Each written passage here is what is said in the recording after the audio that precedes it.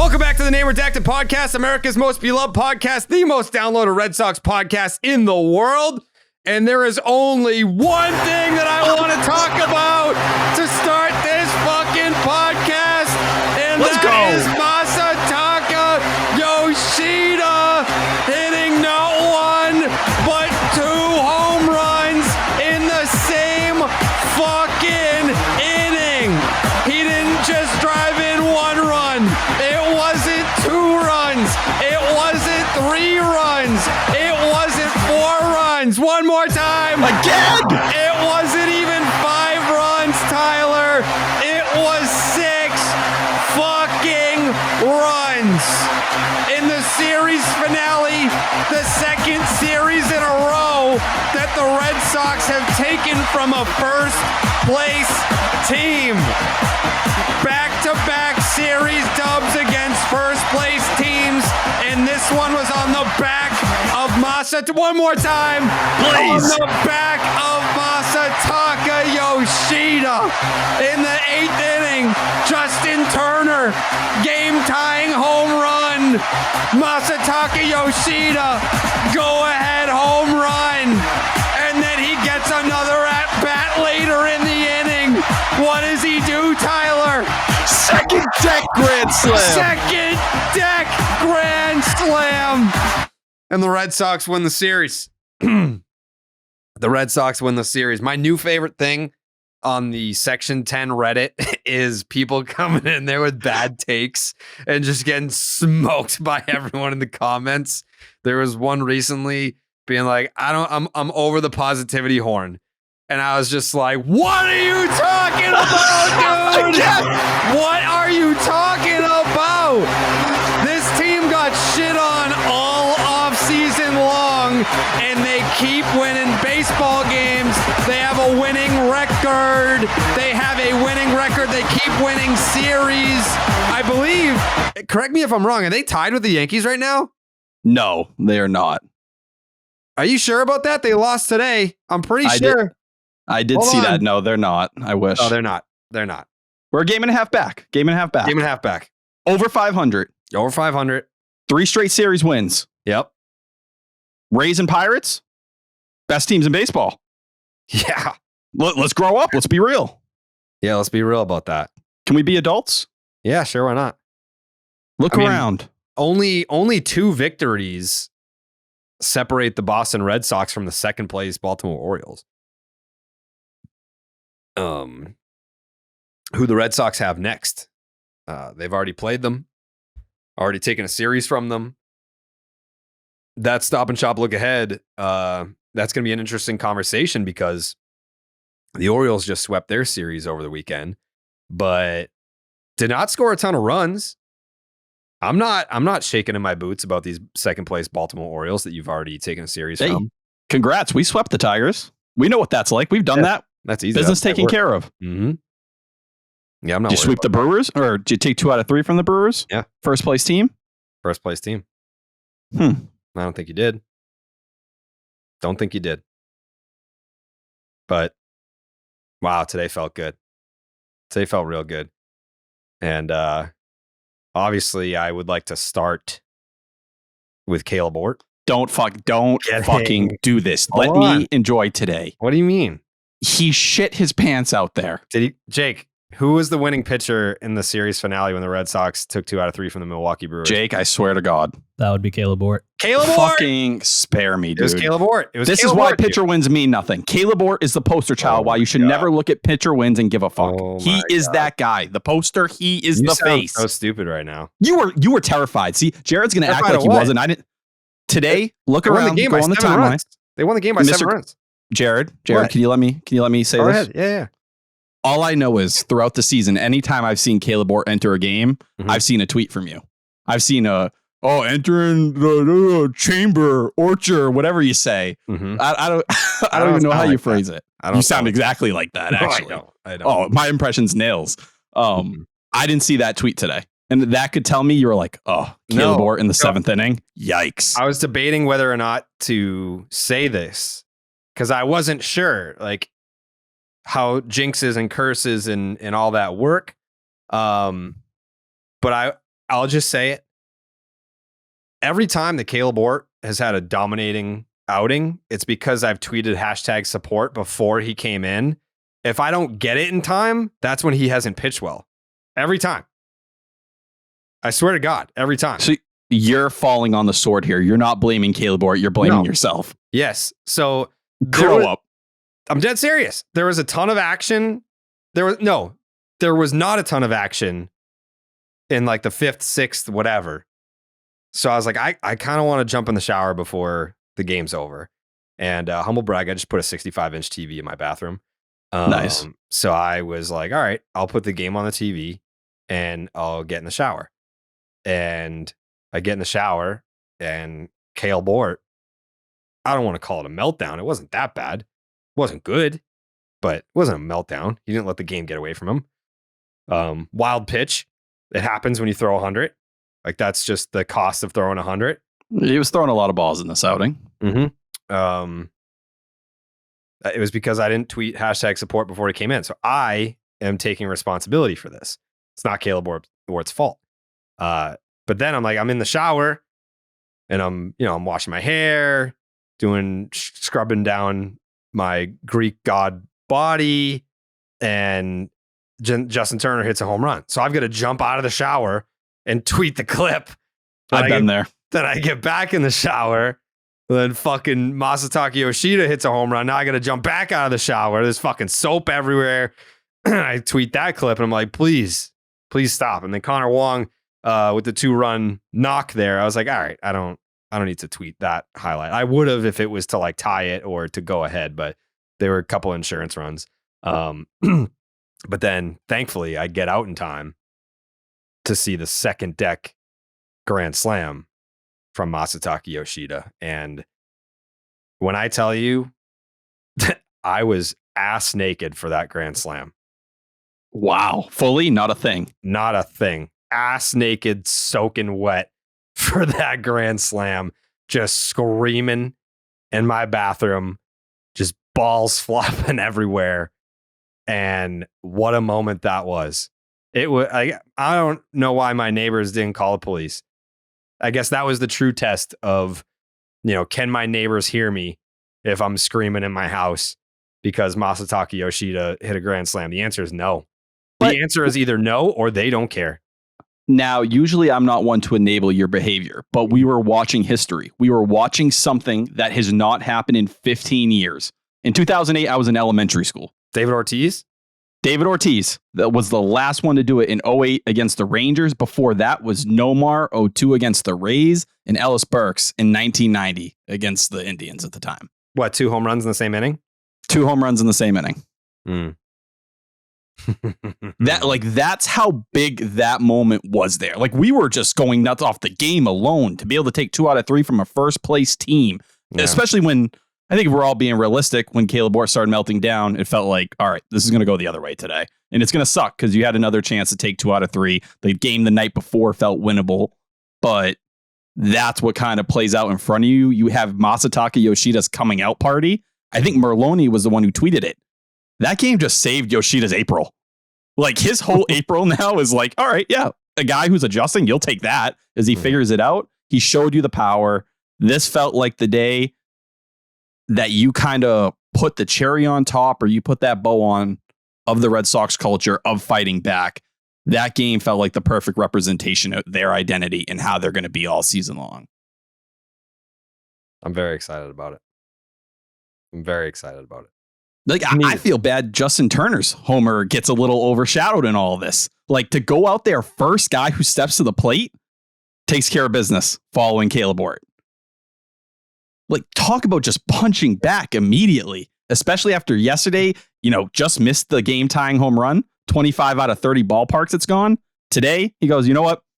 I'll put the couple extra feet on it. Enjoy the homer, tie game. The whole team sparks. I'm going to ask you a very obvious question, but don't answer it until I'm done with this. Okay. Yes or no? Did the Red Sox win that game last year? This MLB season, you can turn every Red Sox win into a win with Dana-Farber Cancer Institute. Join me in our efforts to strike out cancer by pledging a donation to the Jimmy Fund for each Red Sox win this year. Sign up today and DraftKings will match each donation up to $25,000 total. Every dollar makes a difference in the lives of cancer patients and their families in Boston and around the world. Visit pledgeit.org/JimmyFund to make your pledge today. That is pledgeit.org/JimmyFund. Together, we're all Jimmy. I don't know if you noticed this during the game broadcasts. I got a fucking Blue Moon commercial. I did see that. I was like, oh, hi, Jared. See that? See that? Jake, you see that? I know you saw it, Jake. Yeah, I don't miss any Blue Moon commercials. I know you don't. I know you don't. Yeah. Got myself a little Blue Moon commercial. Are we going to get to the point where every commercial in between, innings is Jared Carrabis? Are we going to get the Nessun 360? We're going to get the Blue Moon. What's next? I mean, I've done DraftKings commercials. I've done Nessun 360 commercials. Now I'm doing Blue Moon commercials. Baby, I'll do it all. You tell me what you want to move and we'll move it. That's what we do. That's what I'm excited about it. But I'm more excited about taking back-to-back series against legit teams. Like, no one's sitting here saying soft schedule or lucky break or whatever. We're a week away from finishing off the month of April, so we can have like a nice chunk of a season, 1 month down. Not like a stop and shop look ahead type deal, but just to take a look at the remaining schedule to round out the month. And again, I know I mentioned August on previous podcasts. I'm not trying to get too far ahead here. But you just finished off the Brewers. You're in Baltimore for 3. You're off on Thursday. And then the Guardians come to town that last weekend of the month. So you've only got the Orioles and Guardians left. And then you kick off the month of May with 4 against the Toronto Blue Jays. So, I mean, it's like there's nothing soft about the Red Sox schedule. I mean, they went 4 against the Tampa Bay Rays. We know how that went. The Angels they're respectable. Did they win? They didn't win their series against the Yankees, but I think they won a game and they made the last one interesting. The Angels are. Yeah, exactly. Twins are a first place team. Brewers are a first place team. The Orioles are a second place team, and then the Guards, they must be in first place, right? Yeah. No, they're actually still in second place. They're 11-11. Yeah, they're game out. They're game out of first place from those Minnesota Twins. Jared, I know you're looking at these standings. Do you see what I'm seeing here? Where we Red Sox would be in second place in the AL Central, and they'd be basically tied for second in the AL West, waiting to see if the Astros lose their next game or not. The Boston Red Sox have a better run differential than the Toronto Blue Jays. Yeah. They have a better run differential than the Toronto Blue Jays. They're right up the ass of the Minnesota Twins. Like, I'm not saying that it's an elite run differential by any means, but the Blue Jays just gave the Yankees their first series loss of the season. I saw that. That was unfortunate what happened there today. Almost felt bad. Yeah. Yeah, Vladdy hit another one. 84 down the dick. Again. Both pitches were 84 down the dick that he homered. Both of them. You got to switch up that strategy. It's not working. Corey Kluber strategy. Yeah, it is not working. I'm not like a guy that likes to advocate for players losing their jobs or anyone losing their job, really. But this team would look a lot different / better if Corey Kluber never happened. Like, let's not say, oh, I hope he loses his job. Let's just say in an alternate universe, he signed with the Rays. I mean, and the Red Sox have that extra $10 million to kind of mess around with, and who knows what that is, right? Yeah, maybe put it to good use. Because the other thing too, right now the Red Sox are going with a 6-man rotation, and Tanner Houck stands to be the odd man out, but he's probably been one of their best, if not their best starter. Is that fair or unfair?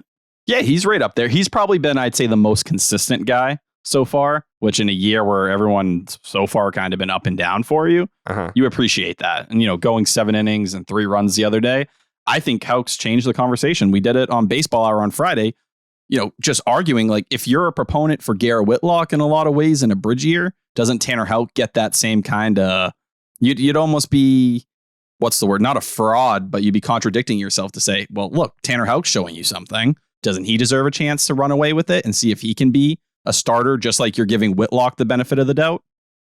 Well, I guess my question is, if it's not Tanner Houck, who is? Is Cutter Crawford your best starter? I mean, he's only started 2 games, so I don't even know that I would put him in the conversation. Right now, Tanner Houck has the best ERA in the Red Sox rotation at 4.29 because Cutter Crawford has appeared in 5 games, only 2 of them starts, although I'll give him 3 because one of his relief appearances was 6 1/3 innings. And he's the only pitcher out of the quote unquote Red Sox starters. Like, I'm including Bayo, Kluber, Sale, Whitlock, Pivetta, Houck, Crawford. He's the only guy with a whip under 1. The strikeouts per 9, very comparable to Houck. 9.43 for Houck, 9.30 for Crawford. Pivetta is the only guy that's over 10. That can't be right. Chris Sale's strikeouts per 9 is 15. Oh, dude, that's the thing. Even when he was bad, he was missing bats. That's why the stuff was there. That's crazy. Chris Sale's thrown 18 innings, given up 21 hits, 16 earned runs, but he's struck out 30 batters. His strikeouts per 9 is 15. Okay. And there's still gold on that page. Am I wrong? I'm not looking at Baseball Reference. Excuse me. The Garrett Whitlock and Tanner Houck are the only starters who have averaged more than 5 innings per start, but barely 5 1/3 for both. Pivetta is averaging 5 innings per start. For Tyler, the FIP, Cutter Crawford, 390, Tanner Houck, 402. And then it doesn't get pretty after that. Like, it's 494 for Pivetta, 539 for Sale, 574 for Whitlock. On what planet has Garrett Whitlock been worse than Chris Sale? It's tough, right? Because like when you start dealing with small sample size, but then you'd go and say, well, Garrett Whitlock has arguably the best start of any Red Sox pitcher this season. Like that's basically the truth. Garrett Whitlock had a late start, jumped in the season late. He only has 2 fewer innings than Chris Sale right now. He's working deep. No matter what, and that's what they want in Garrett Whitlock. I don't think they view him as the top of the rotation arm like they do Bayo. He's supposed to be a workhorse. He's supposed to be like Rick Porcello. Jinx. You owe me a soda. No, I said jinx, so you owe me the soda. Is that how that works? Yes. Jake, is that how it works? Of course, Tyler wouldn't know how that works. Yeah. Guy doesn't know how to tie his fucking shoes. You don't know how jinx works? All right. For you to really go at jinx, whoever says jinx, the other person owes them a soda. I guess, depending on No. That is 1,000% how that works. Look at the light. What? Are you looking at a light? Yeah. You owe me a Sprite. Suck on it. Tyler Willikin. Jake, can you mute his microphone, please? You're muted. You're muted for the next 30 seconds. No. Yep. That was a bar. Yep. No, you're suspended for 30 seconds, and that's a generous suspension.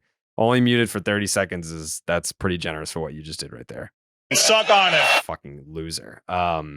So now you have a bunch of guys. Like, I would genuinely make the point right now that Tanner Houck has been the best starter in the rotation for the Boston Red Sox. He's appeared 4 times. They've all been starts. He's got an ERA of about 4.25, but the FIP is 4. Like, I'm taking that all day. He's striking guys out. The traffic isn't crazy. 1.24 whip. And that's the guy that we're talking about putting in the bullpen. So this is kind of like my whole thought process and why I'm harping on Tanner Houck. because I know that we're going to hit on Garrett Whitlock in the start that he had. So before Tyler goes into defense mode about the guy that he called Garrett Shitlock, let me just say this about Garrett Whitlock. Because I saw Lou Merlone tweet about this. Lou said his first start sucked and everyone said put him in the bullpen. That his next start was great and everyone was like, this guy is a bona fide starter. That his third start sucked and everyone's like, this guy, you got to put him in the bullpen. I'm not going to pass judgment on Garrett Whitlock until like maybe the second half. Like, I need a large sample size, and I know that this season is meant to see what you've got with a few guys. I think Garrett Whitlock is probably the main one, but if Bobby Dahlbeck continues to hit for Worcester, you're still going to give opportunities to Tristan Casas because you've deemed him the guy. Like, we're not playing like, as much as I would love to be, we're not playing a season to try and win a championship this year. It's a see what you've got year. That doesn't mean you can't have fun and win in the process. They're winning. But like, if Garrett Whitlock continues to struggle, his leash is fairly long. Unless there's an injury or concern like that, then you kind of have to look at your options. But on the other side of things, if you designate Corey Kluber for assignment, like, you could look at that and be like, wow, like they care about going for it this year. No, they care about creating more opportunities for other guys that they want to look at, which is fine because that means that you're creating more opportunities for a guy like Tanner Houck, for a guy like Cutter Crawford, and I'm okay with that. Like, Corey Kluber did not win his Cy Youngs in Boston. There's no emotional attachment to this guy. Like, is he a guy that, you know, like you bring him in and you're like, wow, like we want, you know, Cutter Crawford and Tanner Houck and Garrett Whitlock and Brian Bayo to rub shoulders with Corey Kluber so we can see how he goes about it. I don't really care too much about that. Like, I know that he has an extensive, very impressive trophy case, but he's not what Miguel Cabrera is to the Detroit Tigers. Like, the Detroit Tigers are going down with the ship. They're letting Miguel Cabrera play every day. They don't give a fuck. He's not good anymore, but he's a legend there. And their players benefit from him being around. That's not how I feel about Corey Kluber. So I am very much in the camp of, if he continues to be this bad, then give the opportunities to other guys and just cut your losses. It's a tough path to walk. And I think for the Corey Kluber argument, like, if you're like, oh, well, I want these guys to rub shoulders with him, you have a guy who has just as much accomplished, as great of a pitcher in Chris Sale right there. So if you're looking for, you know, Bayo and Whitlock, Cutter, Winkowski, whoever it is, to kind of get those, you know, pitching lessons and just time with those guys, Sale can give that to them. I think with Tanner Houck, and the Red Sox are telling you right now, they're not sure what they want to do. Why do you think they were willing to let this 6-man rotation go through 2 times? Like, they didn't have to do that. They're playing out there short with the bullpen. That's why we saw Caleb Bort in the first place today. And they're just trying to make it happen. It's because Tanner Houck is showing you something. And the Red Sox may have said all offseason they viewed him as a starting pitcher. I think based on, you know, him being slotted for the bullpen to start the year before injuries happened, and him being the favorite still right now to go back, it's because he hadn't shown them what they were looking for before then. Now, the arsenal's different. You look at his splitter. He threw it 6% of the time last season. It's up to 13% this year. The cutter, which is a completely new pitch, he didn't even have it last year. He's throwing it 15.2% of the time now. That's a massive difference for a guy in Houck who struggled to get lefties out and struggled to go deep in games. Now, I'm not going to go and not to look back at last series, but he still gave up a 2-run homer to the 9th hitter, Willie Castro, in the 7th. So you have that conversation, what it is. But I think the Red Sox are like, let's see how it plays out. We're going to have James Paxton follow an opener, even though everything Bloom has said and the Red Sox has said was, oh no, we think this guy, we view him as a starter. We don't want to make it more difficult.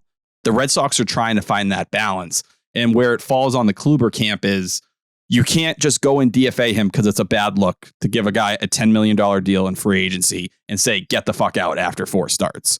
That's a real hard look. Guys are not going to want to come here. They're not going to trust you to give you run, but they're going to have to pick what's more important. I think with Kluber, that's where you get to the point where maybe you let him get a couple more starts. You let it play out.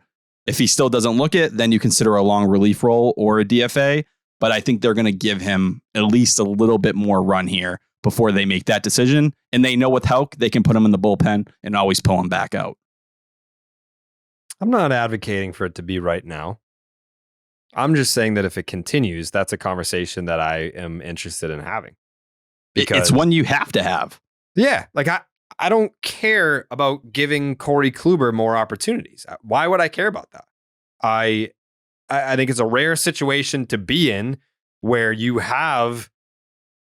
It's not like they have an embarrassment of riches as it pertains to pitching, but you've got Kluber, Bayo, Whitlock, Sale, Pivetta, Houck, and Crawford with Paxton coming. And I know that, he had that rehab outing and he sucked. Has he pitched again since the first one? No, I believe he's going to pitch Tuesday. Okay. And he's going to start in like a regular role. It won't be following an opener. Okay. So it's too soon, obviously, to place judgment on Paxton. But how many arms is that for 5 spots that we're talking about? 1, 2, 3, 4, 8? 5, 6, 7, 8. 8 guys for 5 spots. Someone's got to go to the bullpen. And even in the bullpen, like, you've got guys that can handle their business out there. Like, whose spot are you gonna give up out there to create? You're gonna create a spot out there just to fucking hide fucking Corey Kluber in the bullpen. Like, what are you doing? That's where you get to the hard point. I think Ryan Brazier, he's done. They're throwing him out in the 9th inning. They could not give a fuck less. Last series, they let him throw 30 pitches back-to-back days in the 9th inning. They don't care if the elbow blows out. They just go out there and eat as many innings as you can when we don't think you can lose the game. He's going to be the first one down. Joely Rodriguez is throwing. Yeah. Like, he's getting closer as we go.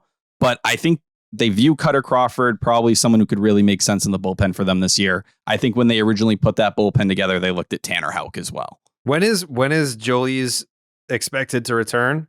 There's not a strict timetable, but the fact that he's throwing is a pretty good sign. I'd say probably hopefully mid-May once he goes on like a rehab and, can get a couple outings underneath him because it's been such a while. But just going down the bullpen here right now, Kenley, going to be here. Chris Martin, going to be here. Schreiber, going to be here. Richard Blyer, credit to him. He's been better. Zach Kelly, one of those guys. He's gone now. You got Winkowski. That's 5. What do you make of the rest of it? Is that Cutter? Is that Tanner? And then Joely? I think if you're doing the numbers, Caleb Ort might be a guy that gets optioned back. He's fine as the last guy in the bullpen or an up and down. I'm not going to act. I was really hard on Caleb Ort out of spring training. He's been better than I thought he was going to be. Apologize. Say I'm sorry for it. I'm sorry, Caleb. You are not absolute trash. You're just the last guy in the bullpen in a quadruple A reliever. No, he might be the last guy in the bullpen in one of the best bullpens in baseball. I think Caleb Ort's a guy you never want in a leverage. Somebody's got to be Dennis Rodman, Not him. I mean, I think that's more of a guy like Josh Winkowski who comes out of the bullpen when you really need a big spot. Oh, Josh Winkowski is like the Pippen of this bullpen. The Pippen yeah, I guess he'd be in there. I'm not a basketball guy. I'm not going to pretend to make references. All I'm saying is the 90s Bulls. Oh yeah, I watched them. They were electric watching them. You're going to tell me that you don't know Michael Jordan is good? I know Michael Jordan's good. I know Scottie Pippen's good, but was I watching in the 90s? I wasn't alive. You don't have to be watching it to know who Scottie Pippen and Michael Jordan and Dennis Rodman are. And Steve Burr. But you're calling Caleb Ort Dennis Rodman. Dennis Rodman would probably cry. He'd actually consider his entire life meaning if you told him that he was the same as Caleb Ort. No, he wouldn't. He wouldn't. All-time bad take on your part. No, you literally just said that you don't understand the reference. How can you call it a bad take? You're telling me Caleb Ort is Dennis Rodman? Yes. You should be jailed. Prison. I don't know which one's worse. You don't even know what I'm saying.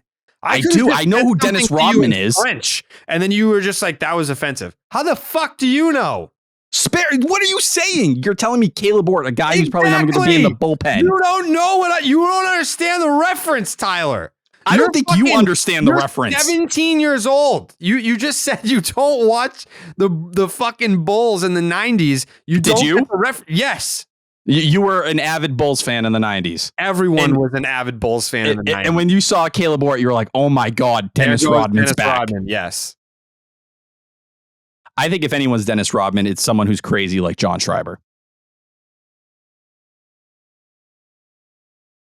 Better comp. Yeah. Better comp. Well, personality-wise, I'm just talking about talent on the depth chart-wise. So who are you keeping Caleb Ort over? You're not kicking Cutter, are you? In a perfect world where no one's feelings get hurt, I'm getting rid of Corey Kluber and keeping Cutter in the rotation. But you agree they can't move off of him this quickly, right? You gave him $10 million. You got to at least, like, I think Cotillo was the one who made this on his recent podcast. He's like, that is a bad look for an organization to bring someone in like that with his pedigree and his history and tell him to kick the curb that fast. You got to give him a little bit of a longer leash. Now, for me, like, if it's MLB The Show, goodbye. You're DFA'd today. But I think that's the balancing act they're going to have to play here. It's just how long are you willing to let that go? And I do think with Kluber, like, he is what he is. He's Rich Hill. But has he been awful every start? No, he was good against Pittsburgh. A lot of people would argue he was even better against the Rays before Richard Bleier shit his pants. Mm-hmm. And then there's been 2 really bad starts. But I think now the talent level has surpassed whatever, even if he's good, like for what Corey Kluber is, I think Cutter Crawford or Tanner Houck would give you more. Yeah. So just from a winning standpoint. That's what makes it frustrating is like, what are we doing here? What do you want this season to be? Is this Area 51 where you're conducting experiments for the future? Is that what this season is? Or are we going to try with the pieces that we have to do what is best for the team to get into the postseason? I don't know that they know the answer to that. Or maybe they do. They don't. They're trying to figure it out. They're trying to walk that line. And that's why you get into this uncomfortable spot here where you're playing future versus today. Yeah. But you could argue today is still smarter if you went, Cutter Crawford or Tanner Houck still in the rotation over a Corey Kluber. Right. Like, you're a better team today if you do that. And it helps you moving forward. It's just the other side of it. What does it look like if you're kicking Kluber to the curve? Oh, you know what? It just hit me what they can do. What? Phantom IL. That's what I mentioned a couple minutes ago. I wouldn't be shocked if they're like, hey, go away for 2 weeks. Let's wait for something, an injury, whatever happens, and then we'll reassess. Yeah, just go down to Fort Myers and try and figure it out. Because, like, it's not even that he sucks. Corey Kluber doesn't walk guys. He's been walking guys. Like, that's abnormal for Corey Kluber. So for me, a guy that's been in the league this long, a guy that's won a couple of Cy Young awards, you can figure that out. I'm not saying that he's done, washed, can never contribute at the big league level ever again. But trotting him out there when you have better options, that doesn't send the best message to the fans, a fan base that's already pretty pissed off. Like, or even the guys in that clubhouse. Yeah. Like, Corey Kluber is a strike zone mastermind. What the fuck is going on in my throat? God damn. Get it together. Yeah, that's something that I feel like he could work on and fix. Just don't do it up here. Because I would like to at least contend for a postseason spot and see what happens. Like, I don't think again, I'm going to say it a million times. No one here has World Series aspirations. We just don't. And that's okay. But don't give me another depressing season. I am so fucking sick and tired of knowing that my baseball season is over halfway, or like the first month of the summer. It's like 4th of July, and you're like, yeah, I mean, maybe I will go outside today because the Red Sox are that bad. I don't want to be in that spot. Don't put me there. And I feel like Corey Kluber wants to put me there. And that's the thing. This is going to be one of the moments where you look at this front office and they really have to make a hard decision. We always knew the hard decision was coming. It was supposed to happen on, March 30th when they were going to have to kick arms, but injuries happened. And that's usually the thing they fall back on. Oh, someone's going to get hurt. Something will make it all fall together here. Well, if that doesn't happen, then you're going to have to deal out of it. But no matter what, we're talking just about when Paxton gets here. We're talking about moving, Houck back to the bullpen or whatever it may be. Right now, Jansen, Schreiber, Bleier, Wink, Crawford, Brazier, Ort. Tanner Houck, you presume takes one of those spots. Then Paxton comes back and you're going to have another. And then Jolie. Like, there's a lot of hard decisions coming where they're going to have to pick guys and say, hey, like, you don't belong here or you don't make sense here. And that's, I think, what we're going to judge this front office on. What is more important to you? I'll tell you what's more important to me.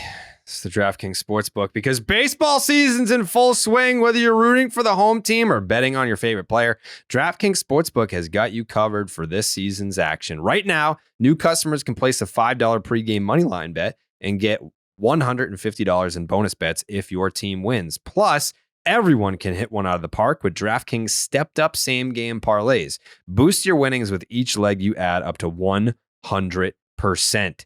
Join the big league action right now on DraftKings Sportsbook. Download the app and sign up with the promo code Carrabis, Carrabis.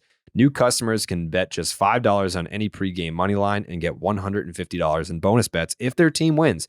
Only at DraftKings Sportsbook with promo code Carrabis. So I just mapped it out while you were talking there. Yeah. Let's call it May 1st. Let's call it May 10th. I don't know. You could have a rotation of Sale, Whitlock, Bayo, Paxton. I locked those 4 in. Is seemingly the rotation arms you're going to lean on. So that 5th spot is between Pivetta, Crawford, and Houck. I mean, you could make the case that those are your 3 best starters and they're competing for the 5th spot. And that's where you balance. It's like you got to let Whitlock get his chances here. Bayo, there's always, I don't buy into this, but there has been, a working theory that maybe you option Bayo and you're like, hey, go down there and we'll let Kluber. I'd even include Kluber in this. Jesus Christ, as I just wrote it out. That's terrifying. But that's the conversation. It's like, do you option Bayo so you can keep one of these arms and you don't put yourself in a spot where somebody has to leave? And you say, hey, go down and get a couple starts. I'm not doing that, but like you're already at 6 right now. So what is it going to be? Sale, Whitlock, Bayo, Paxton, Kluber? I'm not entertaining sending Bayo down until I've got like 5 or 6 starts under my belt and I'm not happy with the results. I don't even think it would be a performance thing. I think it would be similar to what they did with Cutter Crawford a couple weeks ago, where they're like, this just is the way we can keep everybody. Yeah, but I mean, if Bayo's dealing, you're not having that conversation.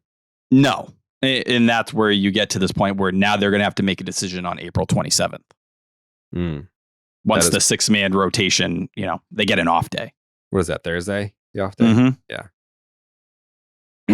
Interesting. Like just constructing this bullpen, you're going to have to pick. So let's say they send Pivetta to the bullpen. It's a crazy bullpen. And we know Pivetta does not want to go. And he's already, bitched to reporters and been unhappy about even the thought of him moving to the bullpen. But you can say him and Houck are the only ones that have experience, and Cutter as well now.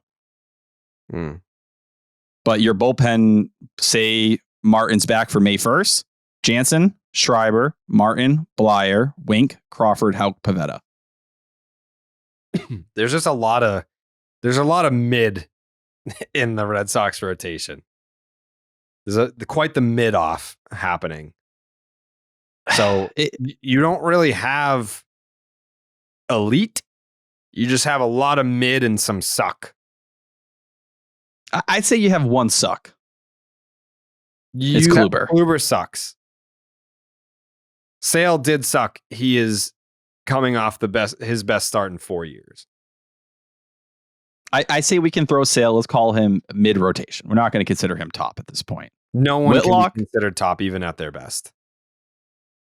Whitlock is not ace material. Like I think he's a 3. Yeah, maybe he could be a rock solid 2, but he's not an ace. Garrett Whitlock will never start game 1 of a playoff series for a good team. No, I don't think that's a bad take. But Bayo could. Bayo might be that guy. There's potential. Yeah, we don't know that yet. Paxton, his ceiling is, he's a 3, but there were moments where he looked like a 2. And then you got Pivetta, who's a definition of a number 5. I have no idea what to expect from Paxton. My expectations are not very high. I will be pleasantly surprised if he comes out here and pitches well. Just because of all the setbacks and everything. It's not that I don't think that he, like, the stuff is there, right? Like, he's throwing fucking 96, 97 from the left side. Okay, like, let's see it, because we saw it in his first outing with the Woo Sox, and he gave up 7 runs in fucking 2 innings or something like that. Yeah, not even 2 outs. Oh, 2/3 of an inning. So your best rotation, if it was a video game, is Sale, Whitlock, Bayo, Houck, Crawford. That gets you both the best of both worlds. Yeah, you're letting the back 4 all kind of put their legs in the ground, but then you could go and say, well, can you you don't have that innings eater type there. Yeah. You don't have that Pivetta who's going to go out there every fifth day. Yeah. I think so. Here's my struggle, because I think that the Red Sox can be good this year, and I think that they can at least be in the conversation for a playoff spot when it's all said and done.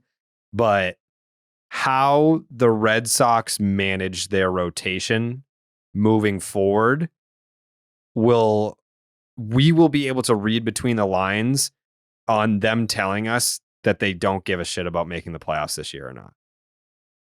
Because a team that would be doing everything that they possibly can to make the playoffs, it's a very clear-cut combination of guys that would be in the rotation. Yeah. It's such a weird place, though, because there is a road where you say their best rotation also allows them, to have the development, right? Like we're saying, Sale, Whitlock, Bayo, Houck, Crawford is the best. Mm-hmm. But Chaim Bloom thinks in terms of depth. That's often where his mind goes with a lot of these decisions. And I think that's where we're going to see it play out. I think that's going to be the situation where you probably see Houck to the bullpen, let him go do that. Then you see probably Pivetta to the bullpen as well. And then you let Kluber still get every fifth day, at least for 2 or 3 weeks. And then maybe you look at Cutter, Winkowski, and Houck, and you try to keep them stretched out. I mean, Nick Pivetta has a case to be upset if he does get demoted to the bullpen. If I was Nick Pivetta and Corey Kluber got to keep his job over me, I'd be pissed. Correct. But if I saw Cutter Crawford get the job or Tanner Houck, I'd be like, all right, at least I can mentally understand that I've probably reached my ceiling. Like, I am what I am. They've seen me here. I can look at those guys and say they have something to prove, or they could be even better than me. A lot of people would argue they're already better than Pivetta. Because Nick Pivetta, 18 hits in 19 2/3 innings. That's not great. But a 10.53 strikeouts per 9, the 1.37 whip, I can live with that. The 4.58 ERA, I can live with that. He's averaging 5 innings per start. That's about what I would expect or / hope for. Worst case scenario from Nick Pivetta. I'll take that from him. Jared, just go down the line. 2020 or 2021, 4.53 ERA. 2022, 4.56. 2023, 4.58. Yeah, he's right on the fucking nose of what Nick Pivetta is. It's him. And we saw in game 1, he goes out there, he gives you a chance to win. It's a little scary. There's moments where you think the game's going to get away from you, but he leaves with 2 outs in the 6th inning, and you're like, all right, that's Nick Pivetta. He gave you a chance to win. 4.58. He has an ERA right now that he had in 2020? What do you mean? 4.58. That's his ERA right now. Yeah, that's this year, and the last 2 years were 4.53 and 4.56. 30 starts each year. Yeah, he's exactly what he is. How can you punish him for that? It's the same as the Kluber conversation. Is it punishing, or is it putting the guys with the most talent ahead of them? Yeah. They're going to have they're really hard decisions coming. Really hard. And then if you do put Houck and Crawford, where does that leave the bullpen?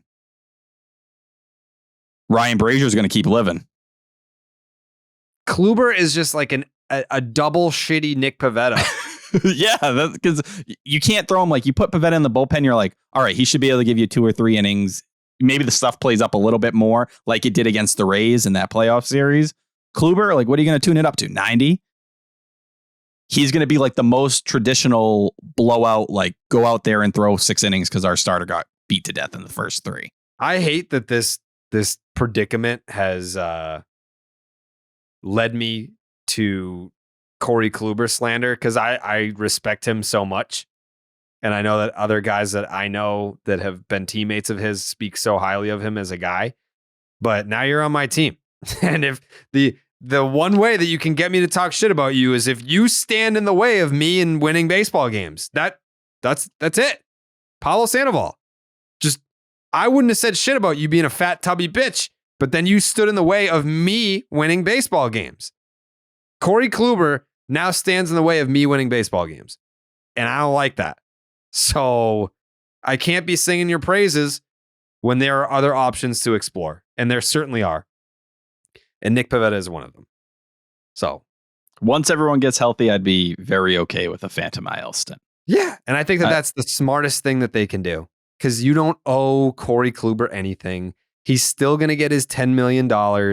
You can go down to Fort Myers and figure some shit out because, again, to what I was saying earlier, the walks, the whip, the traffic, Kluber is not an issue a free pass guy. He's a control guy.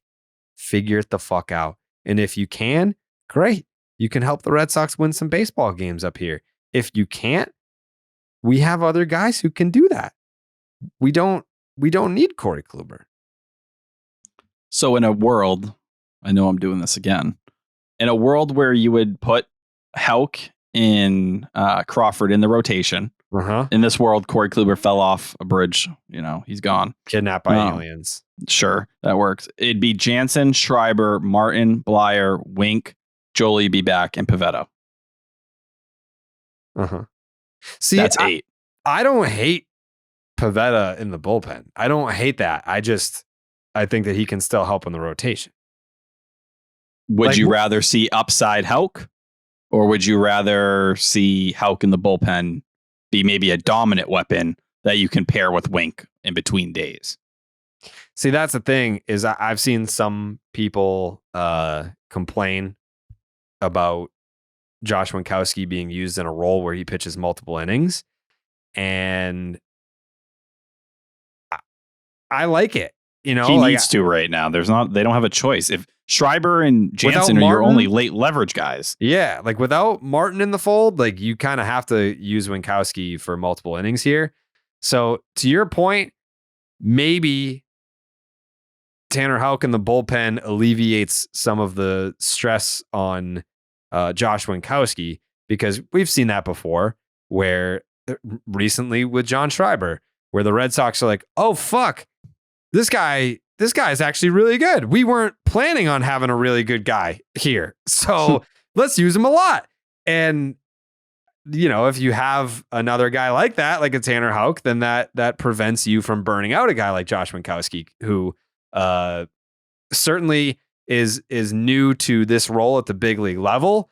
And it would just be nice to not burn a guy out. Like, I feel like that happens quite often where you just strike gold with a reliever and you're like, all right, let's ride this till the wheels fall off. Why wouldn't we? And it doesn't work. Like, you can't do that. Now, what happens if they do what they did with Tanner Houck and Rich Hill? Remember when that was a thing last year, where it was Rich Hill and then Tanner Houck afterwards? And it was like, okay, yeah, I hate that. This is a way. I didn't like it either, because Houck didn't look great in that role. Yeah. But if they're like, we want Houck to still go 3 or 4 innings, Paxton, we want to keep him on a leash. Let's see how far he goes. Is it 4 innings one day? Is it 5? And then you say, hey, Houck, go out there for 3. If you have more, awesome. If not, we bridge 8 and 9. You have your late inning options. And this is a way you're still going multi-innings. And we're, trying to meet that middle ground that works for everyone. No matter what, someone's going to be upset and someone's going to be not in a happy place with these decisions. That's just what it is. But these are good problems to have. This is what happens when you have good pitching and you have depth. So I know it's annoying, and I know it's like you're playing this game. It's been a long time since the Red Sox have been in this place. I'm not ready to say that the Red Sox have good pitching. I'm going to call Chris Cotillo. Do you think he answers? Oh, no, it's probably going to go on Do Not Disturb, and then he'll be like, "Oh, going right back." I thought his Corey Kluber take on his recent pod was very good. He doesn't have good takes. Come on. He tries, though. You've reached Chris Cotillo. Yeah, so we got the Do Not Disturb. Now let's do it for real. Now let's see. Then he'll text me and be like, I have my phone on Do Not Disturb, so I'll call you right back. You know how they say like face for radio for people that are ugly? I've heard that before. He has a voice for fucking print media. Jesus. He's a cute kid. No, he's not.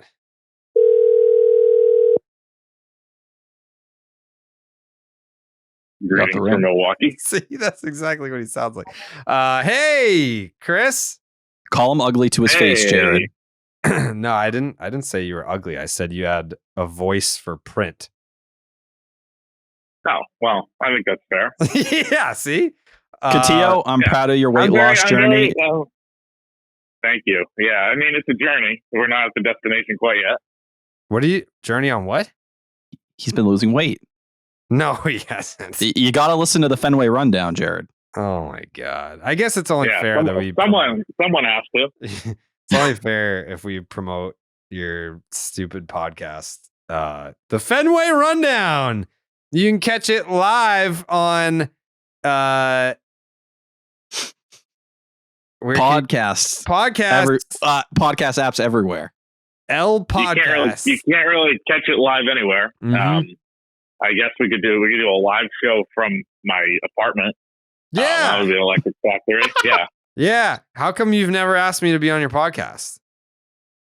We're trying to do kind of like a legit news type thing. Uh-huh. Like journalism and stuff, not entertainment. Kind of a change up. Whoa. It's kind of fucked up. I do a journalism. Yeah, that's nice. I don't know why I called you. I want to hear. Any questions? I want to hear Cotillo talk about why. I thought you made a good point on your recent episode about why the Red Sox aren't going to just DFA Kluber. Well, because you can't sign a free agent starter and give him 4 starts, $10 million for 4 starts, and a guy that is, 2-time Cy Young winner. I mean, it's just like you could have a longer leash than that. It's just not how baseball works. I can't believe people are already jumping to that, and no one's ever going to sign here again if you do that. So I think it's pretty simple.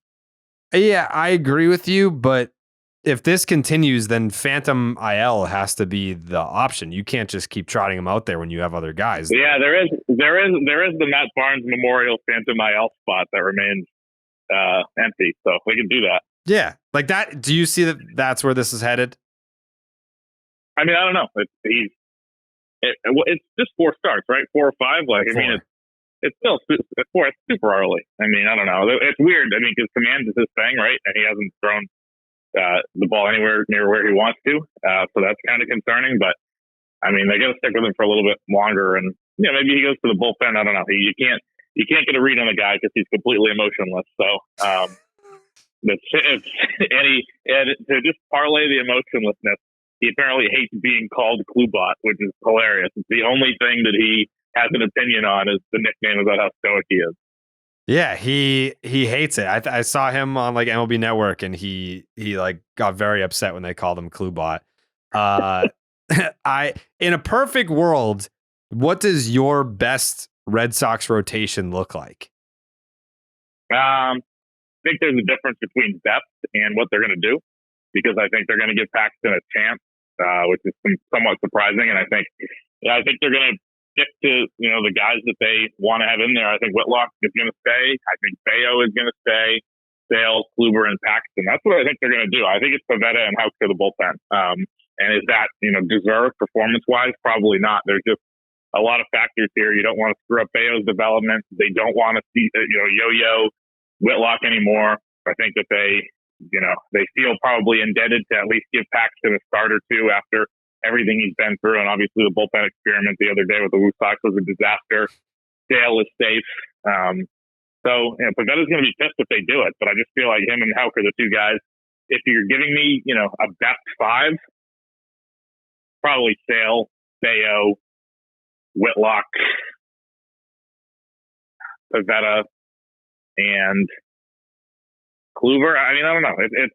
You would leave Crawford out of the rotation? And I just don't think they're even going to give him a chance. I think they like him in this role right now. So, well, we're going to talk about that. Why don't you put Winkowski in the rotation after how well he fits, right? No. Like, it's never a merit system with these things. There's too much that goes into it, sports science wise and health wise. So, like, your best 5 is never ever going to happen. I mean, that's why we saw, Garrett Richards and Martin Perez were in the rotation for 4 months for a team that came within 2 games of the World Series 2 years ago, right? Like, that's just how they do Martin things. Perez was an all-star. You son of a bitch. That's true. Yeah. Or as Johnny Miller called him for 2 years, Martin. Martin. Yeah, I could see that. I don't know. What we were talking about before we made the mistake of calling you was the idea that like the Red Sox, the way that they align their rotation will tell you whether or not they care about making the playoffs or not. Like they're telling you that this is an experimental year versus like we're gonna position and move things around so that it makes sense, the most sense to put this team in a position to make the playoffs. I just think they're going to stick to, I think they're just going to stick to the things that are going to make them most successful over 6 months. And like, they're not going to put Whitlock back in the bullpen because they hate doing that to the guy and they think he's a good starter long term. Like they're not going to use Paxton out of the bullpen because they think it'll screw up his health even more. Like there's some things that they're just like health wise or development wise, they're going to be committed to. And it's not going to align with your 5 best thing. It kind of never does. They're going to lean depth. That's what Hein Bloom has shown us. Right. This is very frustrating. It's very frustrating because like I do think that this team can still be in the neighborhood of 86 wins, which doesn't guarantee you a playoff spot by any means. 81. But I know you have these like lukewarm takes where you're like, I think that they're just going to be directly right down the middle. That's why I think that they're 12 and 11. That's not an 81 and 81 pace. They're 12. When they lose tomorrow, they'll be back on pace. Whoa, Jesus Christ, dude. Biased, very biased take right there. This guy hates the Red Sox.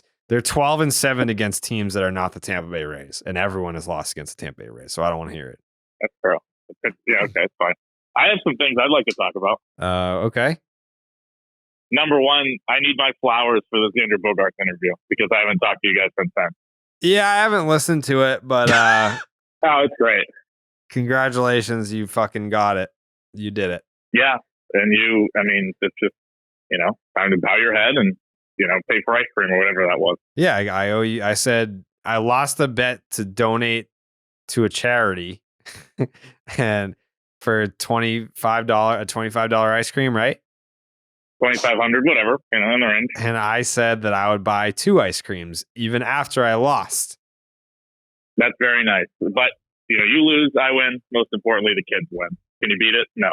Kids always win, but I kind of want to, I want to buy you the ice cream. Are you like actually trying to lose weight? I haven't had ice cream all year. Do you not follow on Twitter? I know the blue checks are gone. For some of us, obviously. Some of us pay $8 and some of us don't. I make like $8 a minute. That's fair. That's a bar.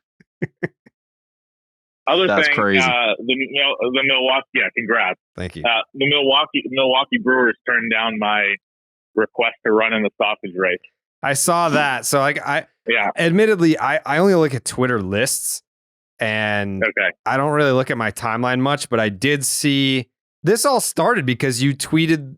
Like, I know that you've tweeted the video of you running 1 million times, but you tweeted this video. Deceptive athlete. Yeah, you've tweeted this video at me recently, and then that's kind of what spawned you wanting to run in the race.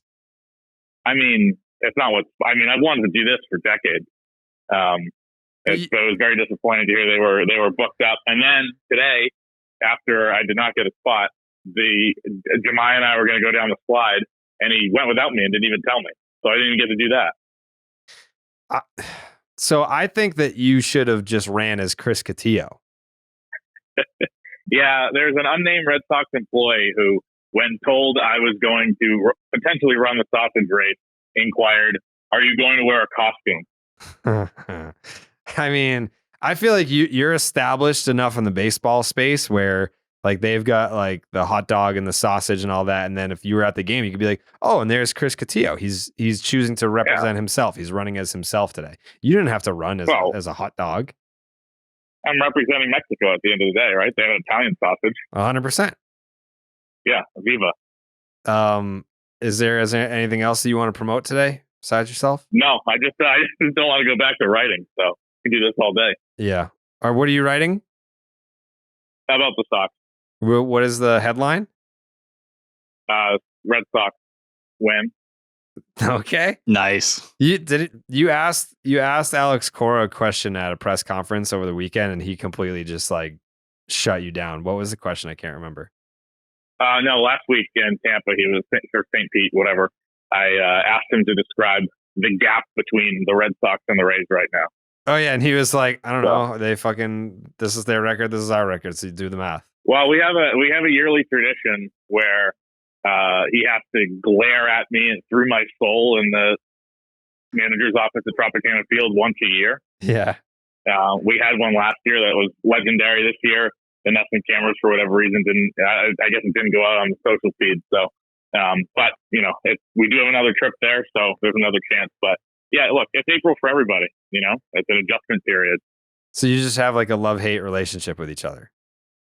Oh no, it's all love for sure. It's all love. There's I remember the question that you're talking about. There was another one over the weekend where you asked him a question and he just gave like a one-word answer and moved on. Like he like barely even looked at you. Like you asked him a question, he was like, I don't know. There was the other night, that crazy game. I said, when the Ducks came out on the field, did you know it was going to be one of those nights? And he said, I don't know. Yeah. But all right. So thank you. I mean, it's still, I don't know what I have to do to get to stop the youngest guy in the beat treatment. It's year 6, but I'm still the youngest one in the beat. So it's like, all right, I'm just going to give him a bunch of shit, which I appreciate because it's like some, prolonged rookie treatment thing. But God, it's not day one. I don't think that that's what it is. I think that you're just fucking annoying. Oh, it's definitely what it is. Yeah. No, it's what it is. No, I don't think it's like rookie hazing. It's more just like, this guy is a fucking douchebag. Sean McAdam asked the same question, and he won't get that treatment. There's a respect factor. Well, Sean McAdam has been there since like the early 1900s. Yeah, something like that. Did you wish Steve Buckley a happy 87th birthday the other day? No, I did not. Oh. I'm going to send the USPS card. Yeah. Carrier pigeon, whatever it is. Yeah, send him a happy belated. All right, I'll let you get back to your boring ass article that you're writing. Adios, amigo. See ya. What a guy. Chris Cotillo. I think we're on the same page, though.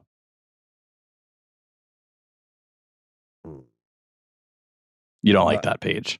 I don't like that page because of what I just said. What I said earlier, just I don't know. It's a read between the lines thing. If you're not putting your best lineup out there, if you're not putting your best roster out there, if you're not putting your best rotation, your best bullpen, you're just saying we don't believe in this team's ability to make the playoffs this year. I don't think it's that. I think the way they view it is in that Bridgier light, where it's like, we're going to try to walk the middle of this line of giving a guy like Kluber a chance so we don't scare other potential free agent starters away. We're going to let the guys we have shown we believe in the most, and Whitlock and Bayo, continue to get their reps. Chris Sale needs to be there. And then Paxton, we're going to let him kind of push through because Heimblum said it in March. We really don't think he's supposed to work in anything but a starter capacity. That's where he's comfortable. He has enough obstacles in front of him. This is where it kind of makes sense. And I think he looks at those other guys and they've hit Bloom a little bit. Bloom's had to rethink some things, but I think they're going to choose to continue to kick the can down the road before they have to make all these hard decisions. Did you see that report about Heim that was going around today? I read it a few days ago out of The Athletic, and I was like, oh, that's interesting. I don't know. I think the main thing in there is that the rumor is still between ownership and everything. We'll get to it. But first, I need Jake to tell the people about Blue Moon. Oh, no. Because I've told the people about Blue Moon on TV. Jake tells the people about Blue Moon on the Name Redacted podcast. That's what he does. I guess. Jake is the Blue Moon guy. And like I said, I love when people go to baseball games and they drink Blue Moons and they take a picture and they send it to me. They tag Blue Moon. Blue Moon sees that people are supporting us by supporting Blue Moon.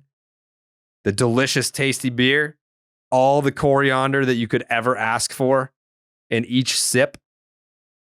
We love when people support the show by supporting Blue Moon. Blue Moon is like, they're all in, baby. They're with Name Redacted. They're with Baseball is Dead. They're with Like a Pro on Nesson. They sponsor the my segment with Tony on the Baseball Hour. Blue Moon is in. So if you want to support us, support the show, Blue Moon is the way to do it. And I'll let Jake take it from here. Some beers can say they're brewed for baseball, but only Blue Moon is brewed by baseball. Beer and baseball just go together, and no beer goes better than the one that was literally born in a ballpark. Blue Moon was created at Coors Field in Denver, Colorado. It's the natural choice for opening day and all season long. You know who I bet had a couple Blue Moons on Friday night? Tyler Milliken. If you've been listening to the podcast since Tyler became a co-host, you've probably picked up on his Tylerisms. This guy loves asking himself questions, and he loves answering those same questions. He's definitely not afraid to tell you to fuck off, but most famously, the Tyler catchphrase that we've all come to know and love, spare me. Tyler loves saying spare me, and apparently so do the listeners, especially the ones that are active on Twitter. I don't know what's changed in the last couple days, but every time you click on one of Tyler's tweets, you just scroll through those replies, spare me, spare me, spare me, spare me. It's fucking hilarious. First of all, I just want to say thank you to everyone who's contributed to the Spare Me movement. Secondly, I've talked to the good folks over at Blue Moon, and what we've decided is that whoever tells Tyler to spare me the most on Twitter throughout the rest of the season is getting a free case of Blue Moons at the end of the season. So to any of the listeners out there, if you feel like telling Tyler to spare me, please don't hesitate to do so. And Tyler, RIP to your replies. With its refreshing flavor with Valencia orange peel for a subtle sweetness and hints of coriander, Blue Moon Belgian-style wheat ale is a one-of-a-kind beer that's made brighter. It's carefully crafted and full-flavored, with refreshing notes and a smooth, creamy finish. Blue Moon was brewed by baseball to give you a dose of nostalgia and get you excited for the new season. Why strike out with the same old beer when you can get something that's one-of-a-kind? Its bold flavor, bright explosion of color, and iconic orange slice ritual guarantee a one-of-a-kind beer experience perfect for spring weather. Best served with its signature orange garnish to showcase its beautiful bright color, a beer this good only comes around once in a blue moon, but you can enjoy it all season long. Bring the ballpark to you with Blue Moon Belgian-style wheat ale. It's one of a kind every time. Check out shop.bluemoonbrewingcompany.com for beer and baseball merch, or visit get.bluemoonbeer.com/Jared to find Blue Moon delivery options. That's get.bluemoonbeer.com/Jared. Blue Moon, made brighter.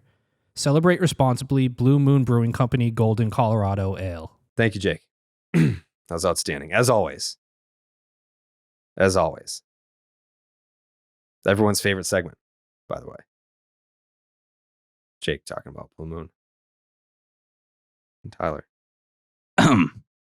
Back to the important stuff. Yeah. The non-hurtful stuff. Oh, no. This is hurtful. What? Yeah, for Heim. But yeah, the article itself basically said that Heim, in terms of ownership, there's been no talk of him being let go yet. But there's been some talk outside, amongst other executives, that Bloom could be out if things go wrong this year. And Brian Sabian, formerly of the Giants, would be the guy to possibly be of interest to John Henry to run the team. It's an interesting name because I think, we've obviously had the conversations about if Heim Bloom happened to be out at any point, where do they go from here? And I didn't have an answer because you don't just have big name baseball executives with the expertise and B, the proven track record to run a big market team. Like those guys just aren't out there being like, oh, I'd like an opportunity to run the Boston Red Sox. But Brian Sabian is doing some slapdick job with the Yankees right now. And to attach the dots, he is local. He went to Concord High School. Right? Yeah. So that would be the tie. And, Brian Sabian, someone who built his infrastructure with the Giants on pitching, and kind of did it a different way. But if you're looking for maybe, if you were to kick Bloom to the curb and you said, I want someone of, old school, but also with some new school ideology, this is a way to get there. I don't know. I'm not putting much into any of this. I'm not either. I just want to know it's just people talking. Yeah. Like it's definitely, if things were to go south, because I think the MO of this ownership group is, we're going to give you a shot. We're going to give you an honest leash. We're going to give you time to do your thing. And if it doesn't work out, then it doesn't work out. Like actually last night, I watched that MLB Network special. I think it's debuting in like an hour tonight on MLB Network. Terry Francona. Yeah. So I watched that last night and it brought me back to like 20. Like I completely forgot. I obviously remembered that they did Tito dirty on the way out, but like how dirty and just how abrupt it all was.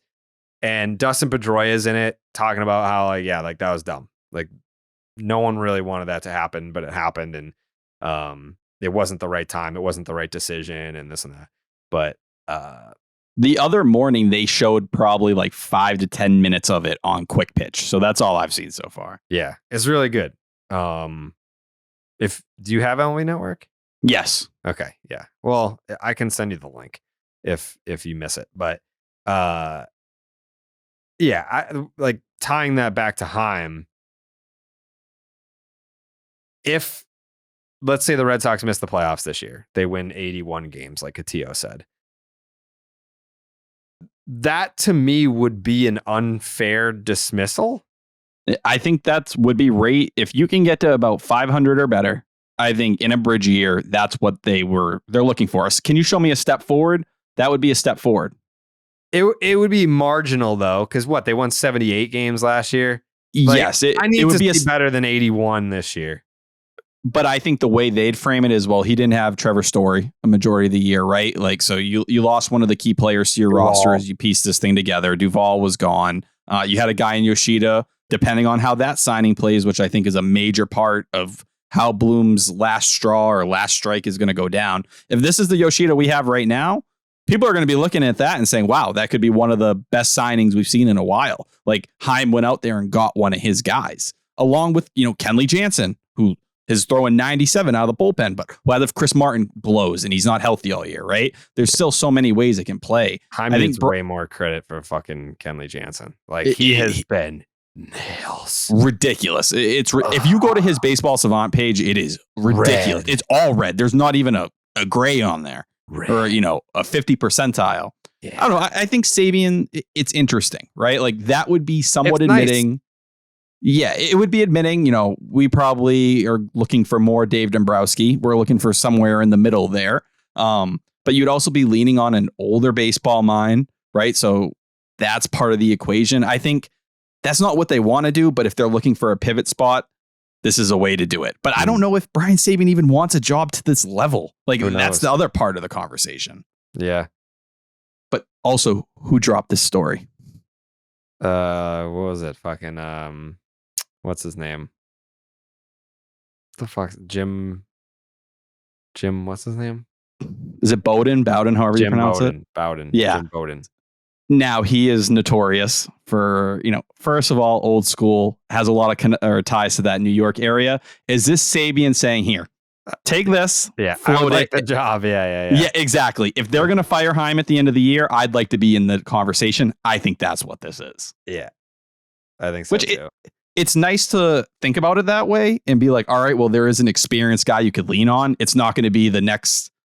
If he were to get fired, you're going to go find another Bloom, right? Or you're going to go find Farhan Zaidi, another one of these assistants that you can kind of say is the next one. Or can you say, all right, things went south for the 2023 Red Sox. We're going to go get a guy who has 3 rings, who built a dynasty in San Francisco. He did build a dynasty in San Francisco. Now, there was bad stuff in there. Like, I'm not going to act like there's not, and I'm not going to act like the biggest Brian Sabian guy, but that would be the sell. Like, all right, we moved on from Bloom, but we got a guy who has the resume. Everyone said Bloom never had a resume. He was, the assistant, whatever it may be. All right, this is us caving to that. But if the Red Sox continue to be what they have been so far this year, I don't think Bloom loses his job. Now, you can argue, should he have already lost his job? Should it be a bridge year? No, it shouldn't be a bridge year, but there were mistakes made. And that's what it is. I saw some people complaining on my Twitter, like over the last couple of days. Oh, Tyler excuses this as a fucking bridge year. Are you stupid? Have you listened to an episode of this podcast? How many times have we said they shouldn't be here? We've said it over and over again, but it's not my fault. You can't comprehend what they're telling you. You can't comprehend what Tom Warner's telling you the day they friggin' paid Rafael Devers. They're focused on the minor leagues. You can't tell by their payroll structure that they're not over the luxury tax. What does that fucking tell you? Connect the dots. It's not that hard. I'm not okay with it. Big picture, you shouldn't be here this year, but this is where they are. So either you're going to deal in reality or you're not.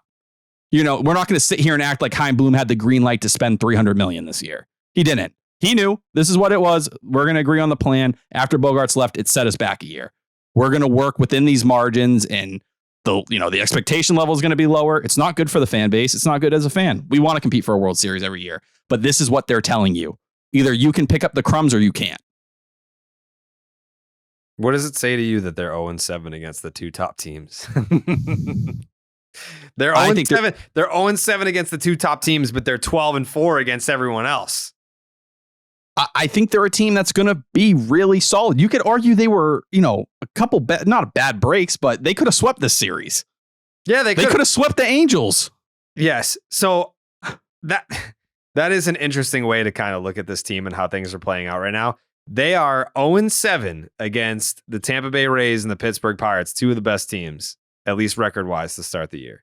I don't know that the Pittsburgh Pirates are going to hold up, but they have after the Red Sox. Like, that's reality. I know they're playing shit teams, but they're right there right now. Yeah, they're 0-7 against those two teams, the teams with two best records. They are 12-4 against everyone else. So, I mean, like you say, like, oh, which team are they? And the answer is they're somewhere in the middle. And somewhere in the middle is true to the record right now, which is like a game over 500. It's 500 to a little better. That's what we've had them. I have them at 85 wins. Yeah. Like, that's what they're going to be. There's going to be some times where it's like, oh, yeah, like, fuck, this team's pretty damn good. And there's going to be some times where you're like, that's fucking annoying. Like, those are games they should have won. Win like 12 out of 15. Yeah. And then there's going to be a stretch where they probably lose 6 out of 8. Yeah. And you're like, fuck, like Yoshida's not hitting, Cassis isn't hitting, whatever it may be. That's going to be them. When the starting pitching is doing its job, they go. We see that.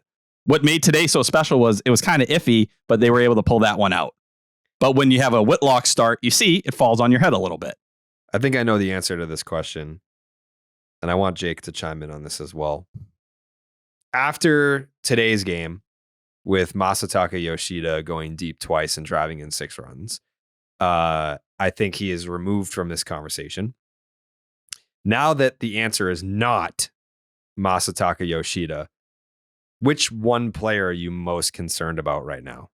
Like, which one guy are you like, that guy needs to fucking get it going? I mean, if it's not Casas, it's a pitcher. I would. Yeah, it's definitely Casas for me, like from a pure player standpoint. Am I worried long term about him? Not yet. But have there been some things this year? Like, I didn't like the play he had today at first base. Ball gets by him. It's like, all right, if you're not hitting, you need to pick it up defensively a little bit. But yeah, Casas, if you're talking about importance to the team and where this thing's going, he needs to piece it together because he's been brutal. There's really no other way around it. He's not doing anything super well. I think he's up there looking for walks a little too much. I want him to be aggressive, but when he's been aggressive at times, he's just getting beat in the zone. So it's like you're playing this game where the defense hasn't been that great. You're not really offering much at the plate. If you're looking for another name, Christian Arroyo, who's given you nothing this season. I know you're a big Arroyo guy. I thought Arroyo would at least give you league average production. He hasn't been able to do that yet. He's been well below. So both of them, but I think Yu Chang is bailing Arroyo out.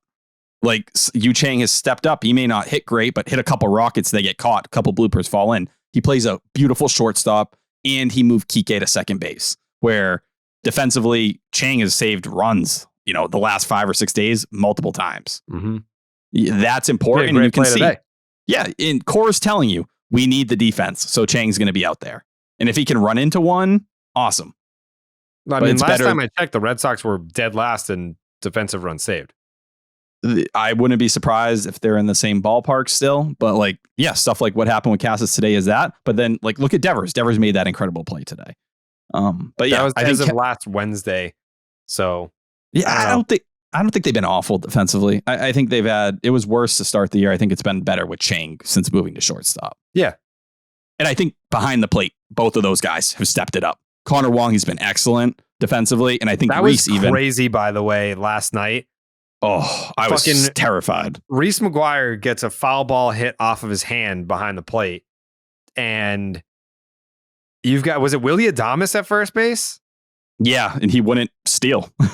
Dude, go. Like fucking Reese McGuire could not throw the ball back to, was it Cutter Crawford pitching? Yeah, it was Cutter, and he was just throwing it to second base. He kept throwing it fucking 10 feet to the right of Cutter Crawford. He's straight up holding up a megaphone saying, I can't throw the ball to second base.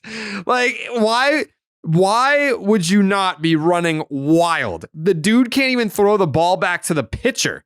And Willie Adames is just standing there like, dude, fucking go. What are you doing? Not to crap on Reese, but it's not like he's been some great guy throwing out runners even when he's been okay this year. And a lot of it's been on the pitcher, but like he's not Connor Wong back there. He's not, throwing these freaking strikes to second base regularly. So that was crazy. Yeah. I don't know. And it was even scarier when Cora goes, well, yeah, our emergency catcher is Tristan Casas. That is interesting that it's not Kenley Jansen. No. Oh, no. I know he has the catching history. That is a good conversation. But no, he said Casas would be the guy. It'd be funny to see Kenley get back there. Oh, no. If he got hurt, he looks so good right now. Like, I don't even want to envision that. That's kind of like I threw up the Verdugo pitching thing the other day. I was like, oh, they should let Verdugo pitch in this ball. You can never do that anymore. He's too important to the team. No, Verdugo is playing out of his fucking mind right now. The guy, even when he is making outs now, they are loud outs. Like he is smoking the ball to the track, to the wall. You've got to make these ridiculous catches just to keep him off the base paths. And then today, first inning, he just drops like this dinky little infield hit and gets on base. It's like, that's baseball. Joey Weimer was fucking trolling this dude yesterday, stealing hits. And what stood out to me more than anything, obviously he set the tone with the homer in game one. Him scoring on that sac fly in the first on Yoshida's, fly ball to right field. No way in hell he scores on that ball last year. No way. He was not fast enough. He was not athletic enough. That's the kind of stuff you see where, Cora's talked about it, us being a good base running team, being able to take advantage of some of those things. That's what you're looking for here. And you can see it in the sprint speed for Verdugo. I'm pulling it up right now, but it's clear across the board. You can look at his defense. You can look at really just anything. At the plate today. Dude was like hustling his balls off, dives head first across home plate to score a run the first inning and get the Red Sox going. In a game that did not look like it was going to be a blowout. Like we were 3-3 late. Then obviously Caleb Ort gets fucked. I mean, he got absolutely boned in that inning. That was not his fault at all.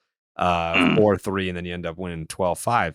But that was a close game for a little bit. So it looked like that hustle play by Verdugo was going to, that's ultimately forgotten because they had scored 12 runs, but that was what started the day off.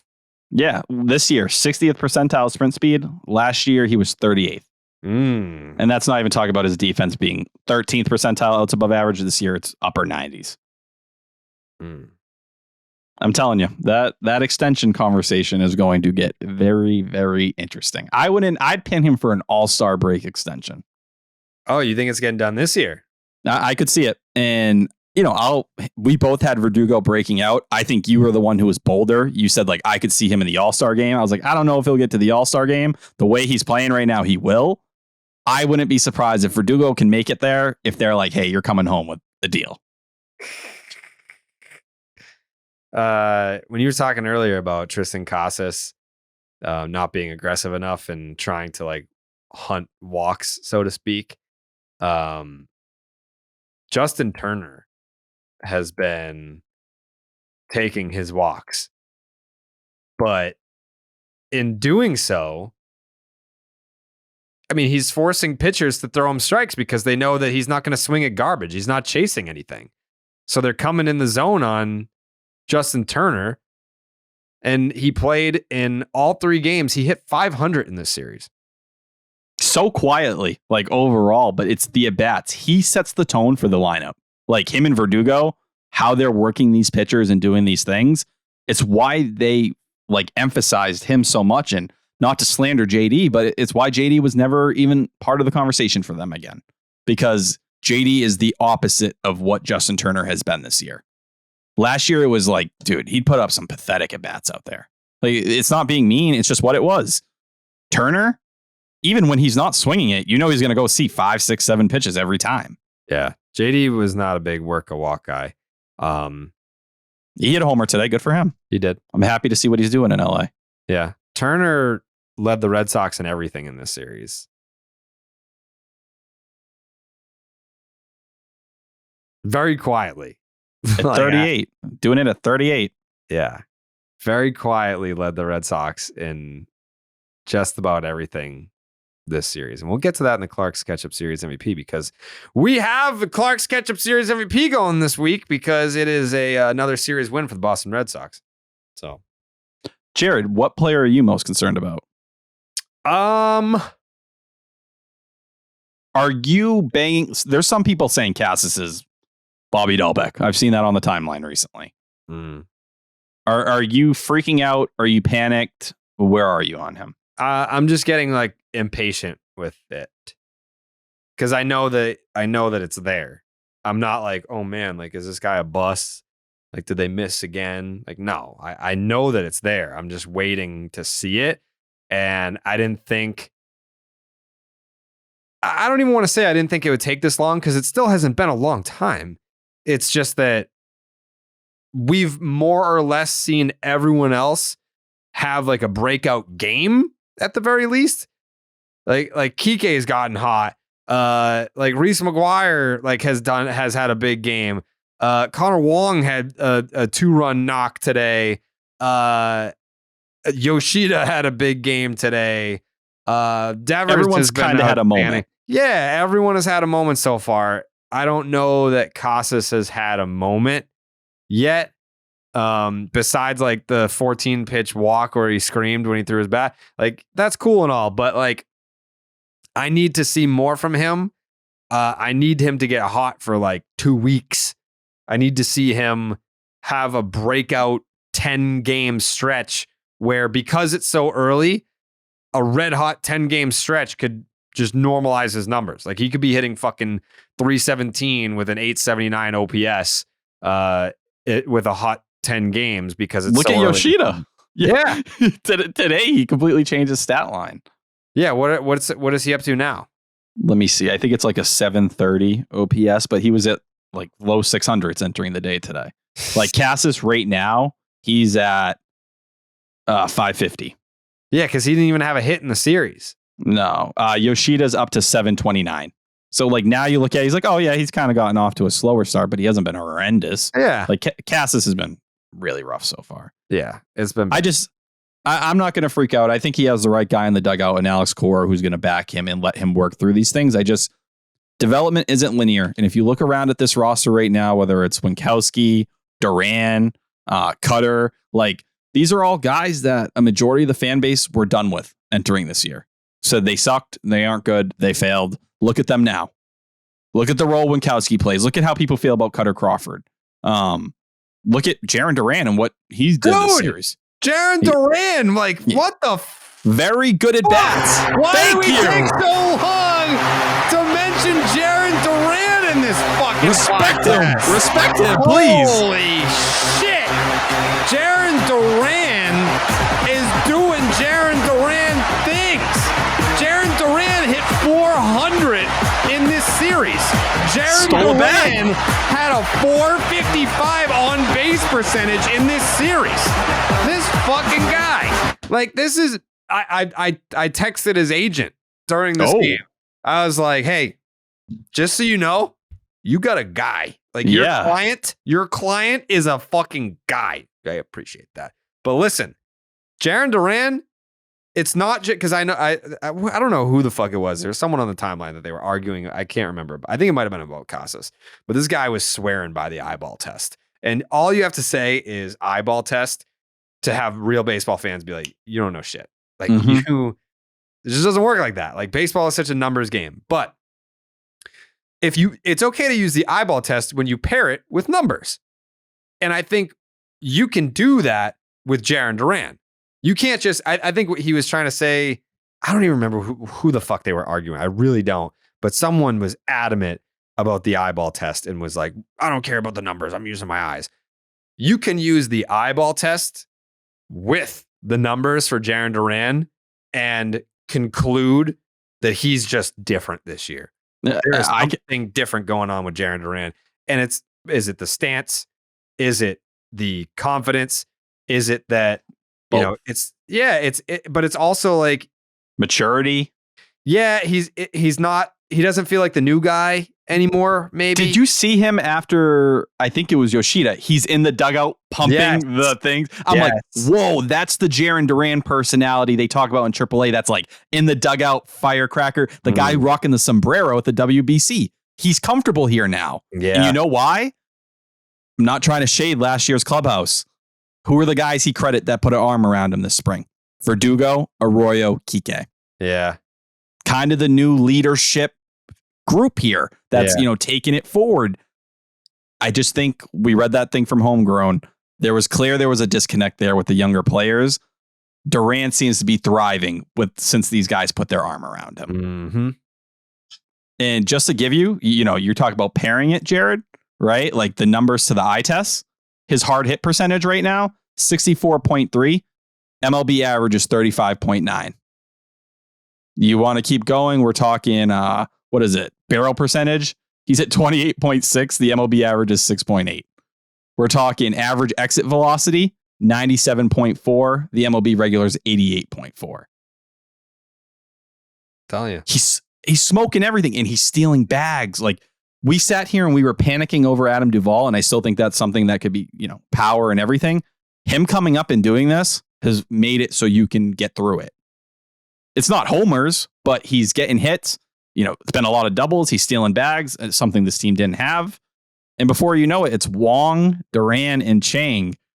These like athletic-y guys taking over and, stealing bags and making defensive plays. Like, all right, I can kind of see what they're going for here with more athleticism. They need to do more of that, by the way. Like, I don't know if you've looked at the attempted versus success for base stealing around the league. Like, you have to be an asshole to get thrown out trying to steal. You don't have to have the instincts you once did. No. And that was his problem. He wasn't super, he wasn't going to sit there and just steal bags without, he looked at the pitcher and he couldn't kind of piece it together. Now, here, you got a whole bunch of things going your way to make it easier. I want to look that up. That's going to be. He looks 79.5% is the league average. There you go. You have his speed. Good luck. 80% of the runners that have attempted a stolen base have been safe this year. 80%. The whole world knew he was going today. The whole world. The Red Sox have by the way, a 100% success rate. The Red Sox have not been thrown out yet. There's only 2 teams in baseball that have not had a runner thrown out attempted to stealing a base this year. That is the Boston Red Sox and the Kansas City Royals. But you look at some of the success rates of these teams, like the Atlanta Braves, 85%. The Guardians, 84.8%. The Pirates, who fucking stole 90 bases against you, 83.3%. The Mets, 87.5%. Like the Orioles, 89.3%. So, yeah. Like, keep swiping bags. They're just giving them to you out there. Like, who's the worst at it? The Twins, 33.3%. That is terrible. Well, Connor Wong was cooking against them, right? Yeah. Like the Rockies, those are the bottom teams. The Nationals, the Rockies, the Twins. Surprisingly, the Rays, 68%, whatever. But I digress. Jarren Duran, it continues to impress me. And it definitely bothered me last year to see him kind of unravel a little bit.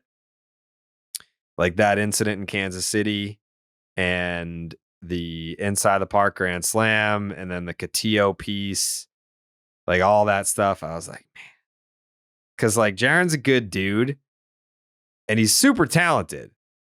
And I was like, please don't be one of these fucking guys that is so highly touted as a prospect that plays so poorly that the Red Sox give up on you and then you become a star somewhere else. Please don't be that. Figure it out here. Because I knew he was capable. I wanted him to do it here. And I think if there's a righty, he should be in there. Until he proves otherwise. And right now, he's proving that, yeah, I should fucking be in there. even against a lefty in the first game, like out of the bullpen, doesn't flinch. No. Like goes up there, shoots the ball in a big spot up the middle. Like that's stuff you don't see. And I can't remember if I made this point on here or if I made it on radio or not, but Jared Kelenic, like the guy who is rich man's Jarren Duran. Like that's how I always looked at him, a top 5 prospect in the game. Duran was top 30. Poor man's Jared Kelenic on here. I did. Mm-hmm. So, no offense to him, look at Kelenic and look what he's doing right now. But that's what Jarren Duran, like if you're a poor man's version of that, whatever, it's not to be disrespectful, but that's what you're capable of, like being, maybe not to that ceiling, but can you be that super athletic freak that can steal bags and kind of take over games in that way? Yeah, you can still be that. Mm-hmm. And it takes time. It took years for him. It's pretty similar to Duran in a lot of ways. Now, Duran's older than him. I'm not going to act like he's not, but it's a different, pace for everybody. Similar big league experience time, though. No? Yeah, exactly. It was cup up, 2021 he debuts, up and down, can't piece it together. Finally does it this year, and, he's carrying Seattle. Duran, it doesn't have to be that level, but if you're just a solid everyday player, it's a game changer for 2023 and beyond, because then you have another chess piece of the Cassis, of the Bayo, of the Whitlock Elk, and be like, all right, that's a guy moving forward for us. That's another thing we don't have to worry about this offseason. Yep. And an element your team doesn't have. Yeah. Yeah. So we'll see. But for right now, I feel very vindicated. All right, we got to take a break and talk about Zyn nicotine pouches. We're always talking about what a team needs to get to number 1, but Zyn nicotine pouches are already there. Zyn has helped millions of people achieve a lasting change, earning the title of America's number 1 nicotine pouch. If you're a smoker or you're a dipper looking to make a change, look no further than Zyn. Zyn is made with 6 simple ingredients and is available in a wide range of varieties, including spearmint, citrus, and even coffee. And it's available in 2 strengths so you can control your nicotine satisfaction. Because it's discreet, you can enjoy it anywhere, anytime, so you never have to miss a moment of the game. Plus, every can of Zyn earns you points towards premium items like tailgating gear, top-of-the-line tech, Zyn swag, even gift cards. Find your Zyn at your local convenience store or online at Zyn.com. That's Zyn, ZYN.com. Warning, this product contains nicotine. Nicotine is an addictive chemical. Can I read something someone sent me? Please. Hold on. I think I actually just lost it. Don't tell me I choked it. Okay. So this is from Aiden, listener of the pod. Hey, sent me this from the Red Sox Reddit. Mm-hmm. He goes, the Red Sox are currently 0-7 against ocean-related teams and 6-1 against non-ocean related teams. This pattern extrapolates. I don't know what that word means. Extrapolates? You don't know the fucking word extrapolates? Yeah, dude, that's a hard word. It's a hard word. Okay. The word extrapolates means to expand over. So he's probably going to say like, oh, this winning percentage extrapolated over 162 games would mean that this is what their record would be. Yes, you're very smart. It equals out to 117 and 45. Which one? Against non-aquatic teams? Yes. With both. So if they were just to lose to, these dolphin adjacent teams, that would be their record. You know the word adjacent, but you don't know extrapolate? Yeah, well, adjacent's a shorter word. Okay. I don't know. I think this has something to do with the dolphin people. You think the dolphin people are enemies of the Red Sox?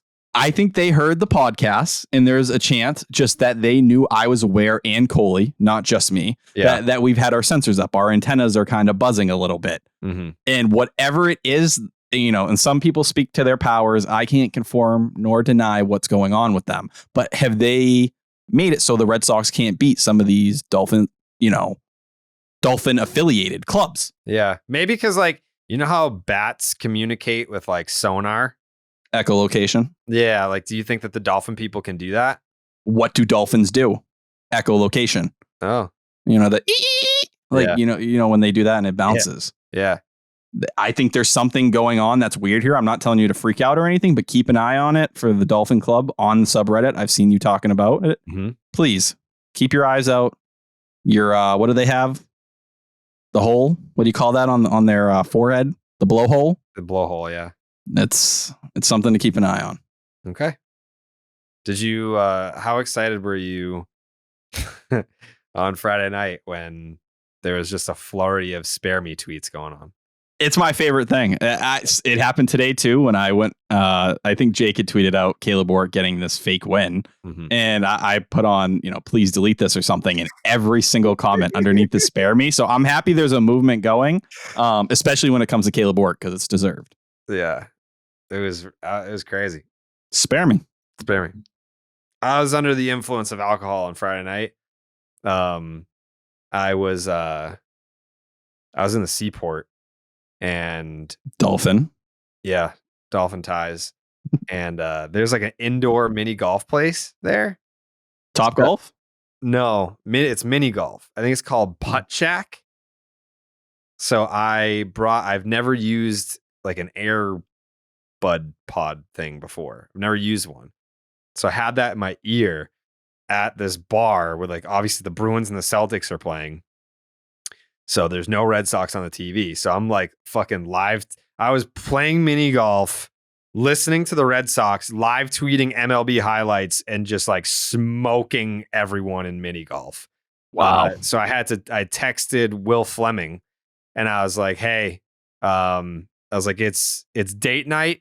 So you better be super fucking descriptive. Cause I sent him a picture of like me with like the earpiece in. I was like, I can't see the game. You better be on your baseball savant red hot descriptive. So, but I was there watching all the spare me's, and it made me happy for you, Tyler. It's like a catchphrase. Your catchphrase, it's gotten over. I appreciate it, and I'm thankful for everyone who posts it, and I think we use it in the right way. You can use powers for wrong when it's certain things that need to be disregarded or that are sickening to read on the timeline. That's what you need to see. Like, Josh Winkowski, I don't know what he ever did to you, but for you to put that kind of tweet out like, don't fuck this up, Tyler. Who the fuck are you? Who the fuck are you, Jared Carrabis? Who the fuck are you? I'm just saying, like, that's your guy. If I tweeted that out about Caleb Ort, no. I think you're reading this wrong completely. How? Because when Josh Winkowski is out there, it's like you're pitching. Like, that's your guy. That's what I'm saying. Yeah, I'm just saying. Wouldn't he be like, good luck? If we were teammates, if we were on the Red Sox and you're going out there to pitch in like a close game, I'd say, yeah, don't fuck this up. No, I want you to slap me on the ass and say, go get him, Tiger. Suck on it. Instead, I wouldn't. I'm just saying, hey, don't fuck this up. Like, listen, if Caleb Ort is out there, I'm out there. People know that. If Caleb Ort's on the mound, I'm on the mound. And if you suck today. Up, then everyone blames me, which is fine. Like, I live and die by that. So you should feel very lucky and fortunate that you're Josh Winkowski in this equation, because he's one of the best relievers that we got. So I'm way better than you. That's what you're telling me? Yeah. Whoa. Whoever cuts out little parts of this podcast, someone sent me the Garrett Shitlock thing the other day. I want someone to cut out that part of me saying I'm better than you and you saying, yeah. I mean, we can just do a jump cut of all the times that you've said Garrett Shitlock. Whoa, we don't got to do that. Yeah. But love to Josh Winkowski, who is a dog. Yeah, he's great. And I like when I'm out there, when we're out there, me and Wink. Yeah. That means a lot to me. Yeah, that's why I said don't fuck this up. We didn't. And I admitted I was drunk when I tweeted that. On a date night. I was very like fired up for you. It was almost like, all right, like we're in a position to win a fucking game against a first place team. They're 14-5, whatever they were. And Tyler's out there. Like, don't fuck this up. Like, let's go. Let's go get him, champ, and then slap you on the ass. That's all I ever wanted. Yeah. Do you like that Winkowski scream when he got out of the eighth inning? Twice. Fire me the fuck up, dude. I think he said on the broadcast that he did it twice, but the broadcast only showed it once. Yeah, so I didn't see the first one. He was like, yeah, the second one was a little bit much, but no, please give me that. I want to see maniac Josh Winkowski. Me too. Yeah. He is so much more likable now. Like, you have to remember, Josh Winkowski came up as the dude that was a starter that moped around like Eeyore, that got his tits lit, and then shit on the fan bases and the ballparks that he pitched in that weren't Fenway. That was Josh Winkowski. Like, it was almost like if this were WWE, he came out with like a gimmick that was fucking terrible. Like a cornball. He was Husky Harris. You're not going to get this, but some wrestling fans that listen to this are going to get this. He was Husky Harris, and everyone was like, what is this? It's just like a fat slob. Like, I don't get it. Like, this is boring. This doesn't make sense. And then he went away for a little while, and then he came back as Bray Wyatt. Like, yeah, he's Bray Wyatt now. It's great. I love Bray Wyatt. Husky Harris, who fucking cares? Like, that was terrible. That was a terrible gimmick. And then he came back as one of the coolest characters of all time. That's Josh Winkowski. Like, Josh Winkowski, his gimmick was fucking terrible. And I was like, this guy they're going to release his ass. And then he comes back and he's Bray Wyatt. And he owns it. I think he's owned it early in the year. He's like, yeah, I did some things last year that I definitely had to kind of fix. And hey, like me, I think I was pouting a lot at one point. I don't pout as much these days. Yeah, you don't. I'm not perfect. I have my moments. You're not perfect. Okay. Didn't have to put the period at the end of that. You're not. I try, but Josh Winkowski now doesn't pout as much. Like he is where he needs to be. He does not pout at all. He plays the Garrett Whitlock role. He's better than Garrett Whitlock. Whoa. Well, no, I mean from before. Okay. Like past years. Exactly. Like he's the guy you need 2 or 3 innings from. Go out there and make it happen. Yeah. He's what Garrett Whitlock wishes that he was. No, Garrett Whitlock wishes to be a very good starter. Yeah, keep pushing. But can I make one point on that? Sure. Okay. Not to kill Dave Bush or Jason Varitek. I'm not sure exactly who this goes to, but the game planning for Garrett Whitlock yesterday wasn't happy with it. And I'm not telling you the change-ups up. Yeah, it's just not going to work. Like the changeup hasn't been working for him all year. I still think, I don't know if it's a feel thing. I don't know if he's struggling with the velocity, like he's throwing not as hard as he did out of the bullpen. It's more 93, 94. Does he feel like the changeup isn't playing for him? I don't know if he needs to hang out with Matt Andriese again, and they need to figure out what they figured out in 2021. But we fell in love with Whitlock last start because of the slider. He threw it 31% of the time against the Angels. It was 17% against the Brewers. That 2-run bomb he gave up to Rowdy Tellez, who absolutely owns the Red Sox, was a changeup. And he's not missing bats enough. He's 19th percentile K percentage. I think he had a 68% whiff percentage with that slider against the Angels. I don't know what the plan is. I know there's been issues with in Bayo's first start where he wasn't using all his pitches and it was a weird approach coming into that game. I know that with the adjustments to certain pitchers when guys were stealing on them, that took some time. People were upset with how long it took for Sale to make adjustments. I just add this to the list. I don't understand the plan in the first inning, sometimes for these starting pitchers or overall outings. Whitlock needs that slider right now. I don't understand why they didn't go to it more. I've been saying that since before he even threw a pitch this year. In terms of like, he needs to throw the slider more. Yep. Yeah, it worked. Why go away from it? For what? Like the guy's not missing bats. Why are you going to keep hammering down with the changeup over and over again? Doesn't make sense to me. Doesn't make sense to me. Ooh. All right. Any final thoughts on the series before we hand out some ketchup? I don't think so. Besides, props to Alex Cora for pushing all the right buttons in game 1 with the ref Snyder pinch hit and everything. Very good game for him. I think his best as a manager so far this year.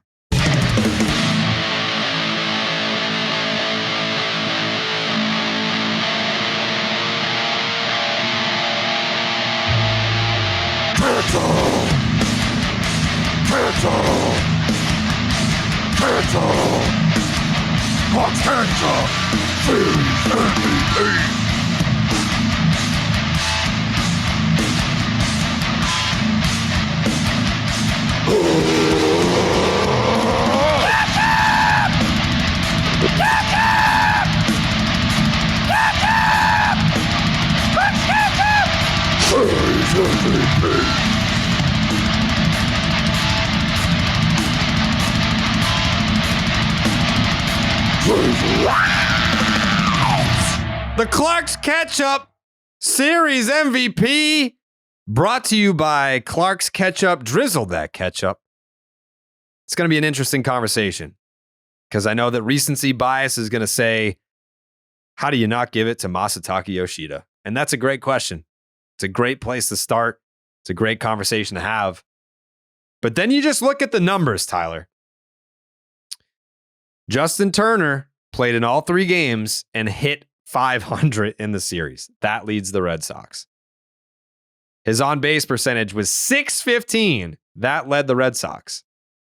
His slugging percentage, .900, which was second to Masataka Yoshida, who had 1,000 slugging percentage. Then he had a .1515 OPS, which led the Red Sox. Also worth noting, the only player of the 8 players who played in all 3 games in this series did not strike out once. 0 strikeouts. Yep. And he also, in addition to having the highest batting average and the highest OPS, he had the highest walk rate, 23.1%. The next closest was Jarren Duran, 9.1%. And his home run tied it in the 8th when it looked, I mean, you look at the box score, you say, wow, the Red Sox really fucking kicked their ass. They blew them out of the water. They needed a game-tying home run from Justin Turner in the 8th inning before they scored the next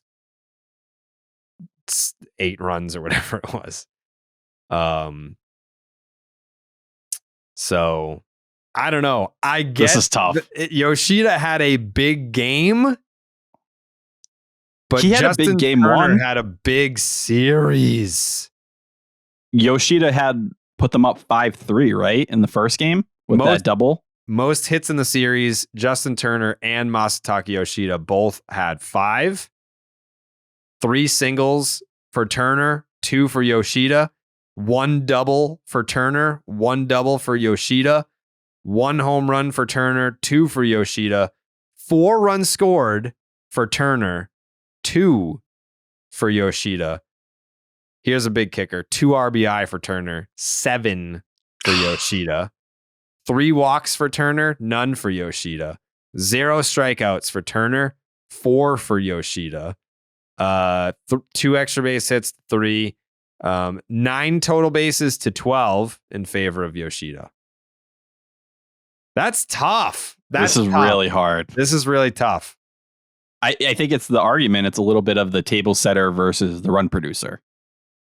What means more? And I look at Yoshida, right? Now, obviously that 8th inning happened. We have to address it. It was the game-winning. He had the game-winning hit, and then he broke it open. In the other game, he got you to 5-3, but he didn't have the game-winning or, the go-ahead run. That was Jarren Duran. I don't know. I don't like it. I don't like this conversation. It's hard. Okay, well. Are you leaning one way? I'm going to call Coley right now. Okay. And all right, let's see.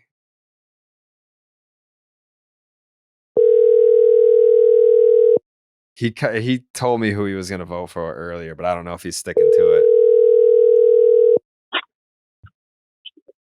Yoshida. So, do you want to hear the numbers? He hit a fucking grand slam and a home run in the same inning. He hit in every game. That's true. That's history. RBI in the first game. It's him. Justin Turner hit 500 in this series. Yoshida hit 417. Turner had a 615 on base to Yoshida's 385. Turner had a 1515 OPS to Yoshida's 1385. Yoshida. Oh, man. All right, that's 1 vote, Yoshida.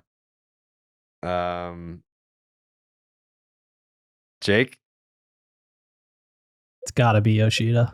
2 for Yoshida.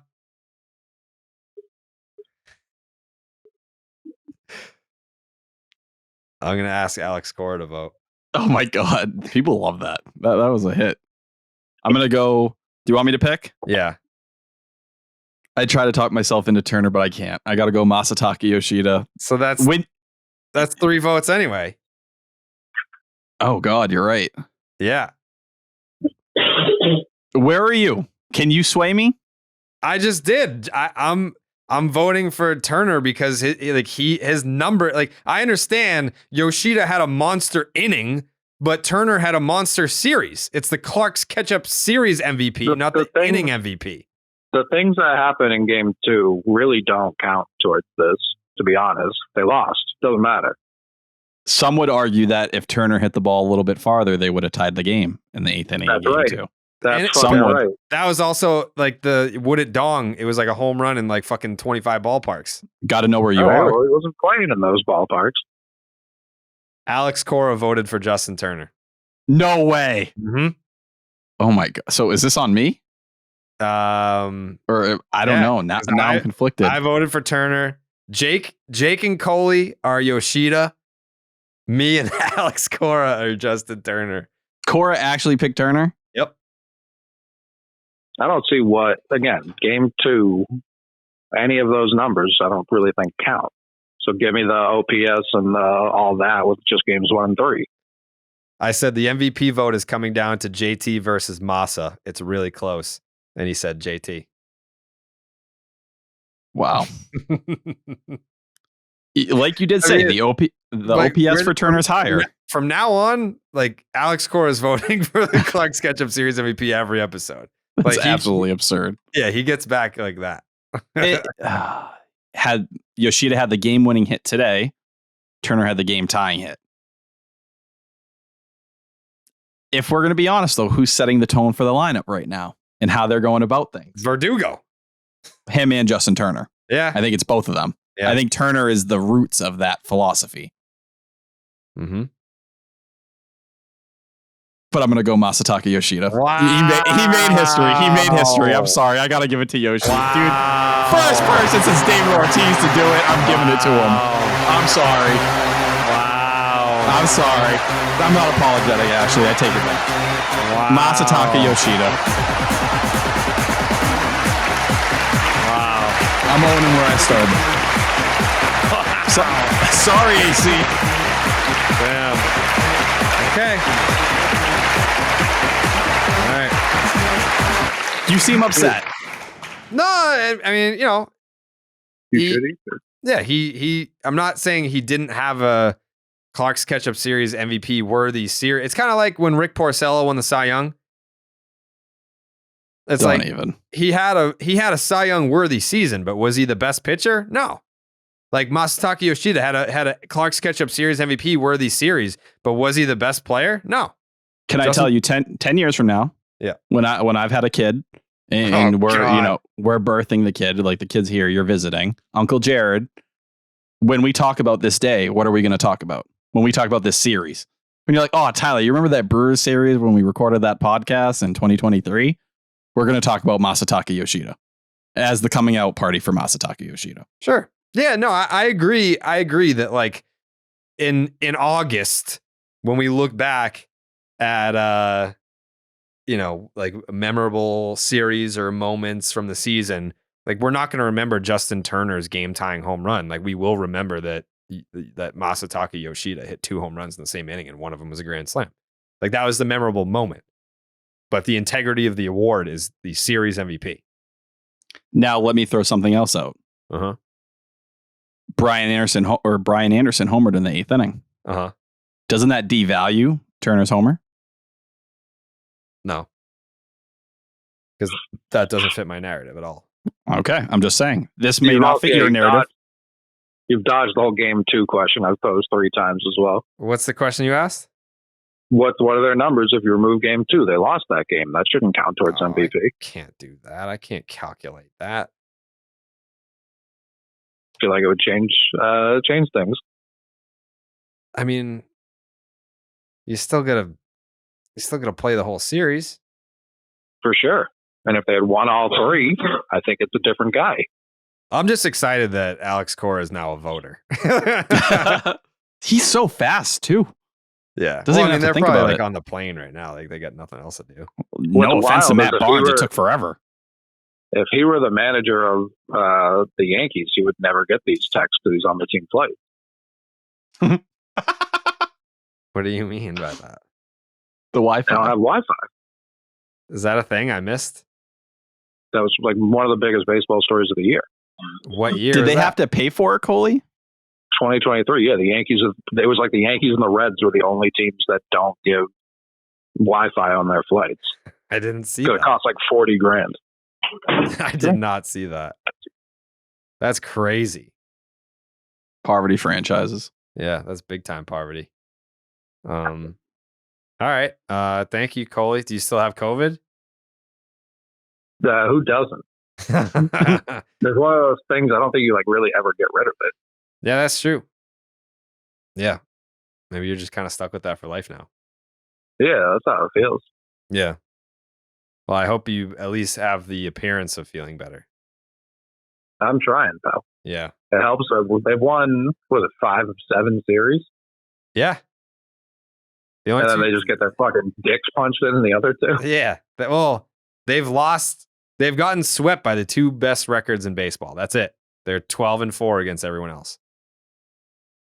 That's true. People forget the Pirates are unbelievable. Yeah, the Pirates. It is the Pirates' year. The Red Sox have literally put the Pirates in the first place single-handedly by getting swept by them and then beating the Brewers 2 out of 3. Yeah, that's true.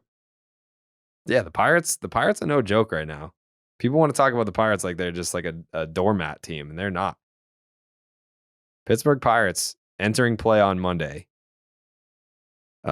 They will be alone in first place, 16-7. They're playing 700 ball. That's just a good team. Shut up, Ben Cherington. Yeah. Yeah, I would love to one day have a Ben Cherington reunion. He deserves it. He deserves to win a championship somewhere else to shove it up our asses. Not mine, because I was a Ben Cherington guy. I literally custom made, and no one's gonna get this.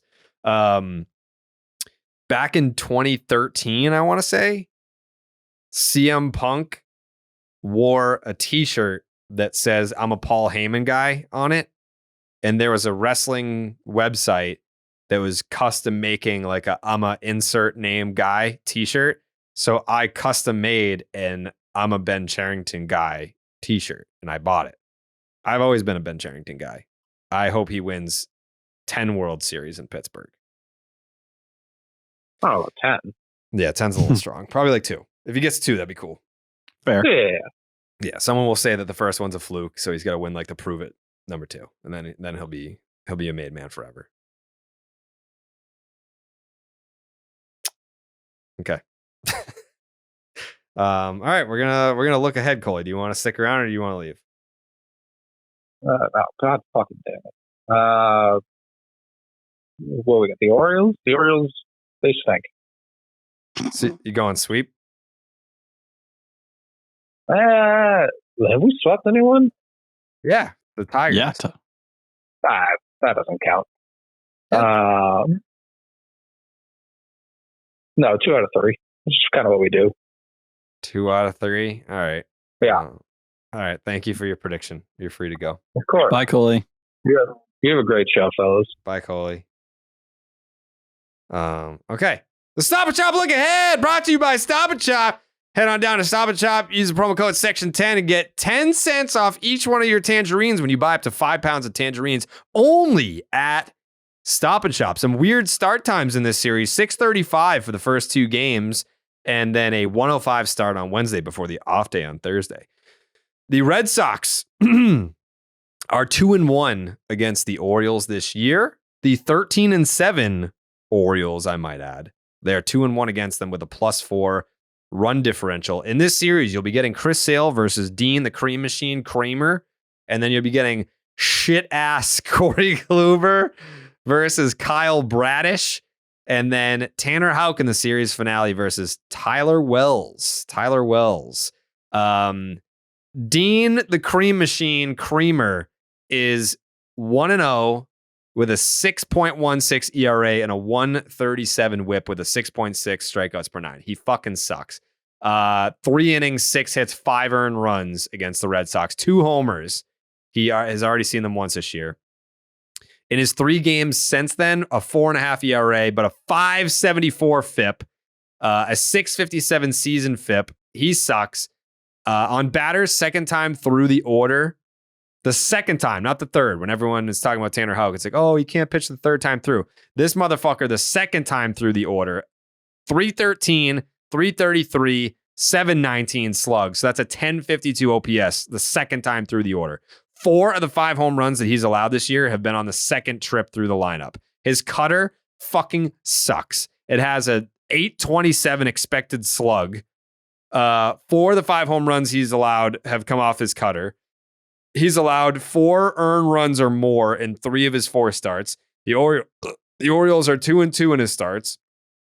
Red Sox hitters, 329 with a 382 on base, a 1025 OPS, 8 doubles, a triple, 4 homers. Alex Verdugo, 2 doubles, 2 homers. Devers, a double and a homer. Kyle Bradish. He's only had 2 starts this year. 1-0, has not allowed a run yet. 104 whip and a 9.4 strikeouts per 9. 7 2/3, 6 hits, 0 earned runs, couple walks, 8 strikeouts in his 2 starts. He was a rookie last year. 22 starts. He had an ERA of about 5. He was 4-7 with a 4.90, 140 whip, 8.5 strikeouts per 9. Somehow this motherfucker made 5 starts against the Red Sox last season. So 6 of his 25 career starts after this one will be against the Red Sox. 5 starts against the Red Sox, 0-3 with a 7.54 ERA, Tyler, a 1.5 whip, 6.4 strikeouts per 9, 22 2/3 innings, 26 hits, 20 runs, 19 of them earned, 4 homers, 8 walks, 4 hit batters, and 2 wild pitches. The Orioles were 1-5 in those games. He's yet to allow an extra base hit this year. That's interesting. Red Sox hitters, 273 with a 324 on base, 778 OPS. Devers, 6 for 13, 1 double, 2 strikeouts. Kike, Arroyo, and Casas have home runs.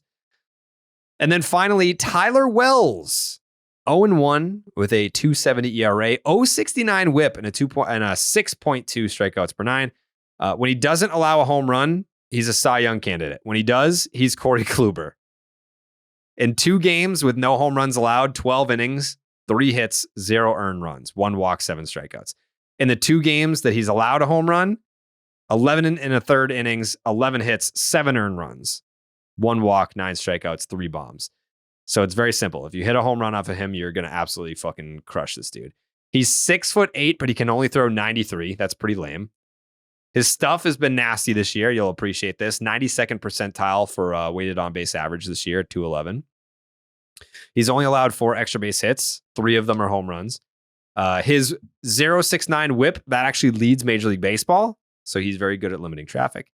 He pitched once against the Red Sox last year, and he dominated 6 innings, 2 hits, 0 earned runs, but only 3 strikeouts. Red Sox hitters are 7 for 31. Kike, 1 for 5 with a homer. And Yu Chang, 2 for 3. Both of those hits are doubles. So, okay, prediction time. I'm going to ask Jake first, because this is a series that I could see going either way. Where do you go, Jake?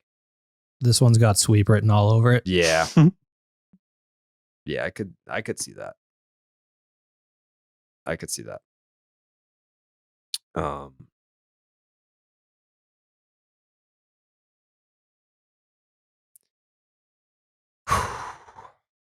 You know what? Oh my God, I'm sensing something negative here. You're sweating the O's a little bit. Yeah, a little bit. Me too. I'm not alone. Especially when you say Chris Sale and Corey Kluber, 2 guys that Corey Kluber's got smashed around by the Orioles multiple times. The Orioles have been hitting Chris Sale since spring training. Mm-hmm.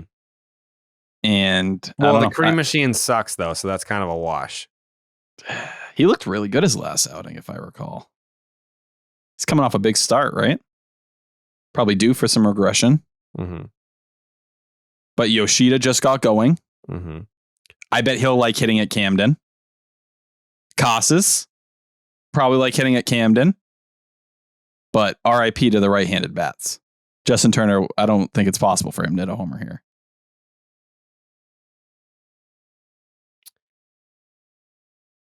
You said you don't think that you're going to be alone, Tyler? In terms of what? In terms of being negative? I don't know if I was going to be that negative, but I thought you're thinking negative thoughts with me. Mm-hmm. You're going to drop a 1 out of 3. There's only one person on this podcast that's not going to be alone. And it's Jake, because I'm going Red Sox sweeping this fucking series. They're not going to take 1. They're not going to take 2. They're going to take all fucking 3 games, Tyler. This team sucks. They can't score runs. Their pitching is terrible. The Red Sox are heating up. They just put a 12 spot on a first place Milwaukee Brewers team. That's a sweep. I'm not bold enough. I don't have the balls to be where you guys are, but I'm going to go 2 out of 3. I think the offense keeps swinging. I think we're going to get a clunker out of Kluber and Sale in this one. But I think the bats keep it going. You don't think that Chris Sale is going to build on his last start? I hope he does, but could I see a slight step back? I would not be shocked. I just think the Orioles see him very well. So you think they're cheating?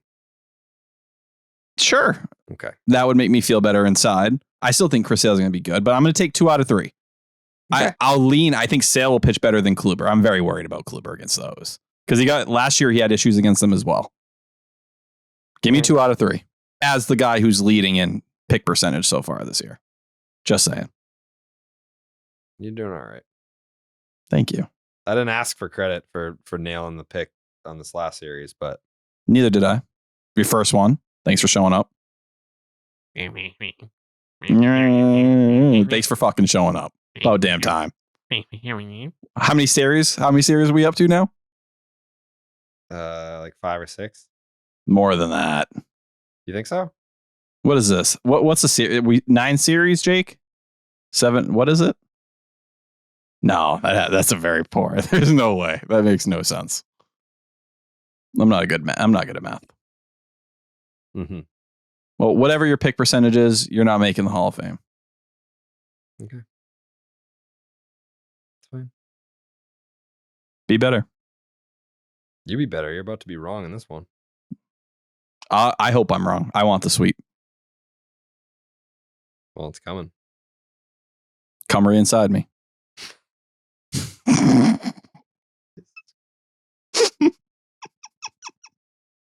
Let's go Red Sox! Let's go Red Sox! Let's go Red Sox! Go Red Sox! See you on Wednesday. Wait. Yeah. Before we get out of here, baseball season's in full swing and there are games all day, every day. And when I'm watching all these games and recording all these podcasts every week, it can be tough to get a handle on it all. But thanks to Xfinity 10G Network, I can stay on top of everything. With Xfinity 10G, you can power an entire house full of devices with ultra low lag. So you and everyone you know can stream every single game at the same time and never miss a pitch. And if you're on the go, Xfinity has your back with millions of Wi-Fi hotspots.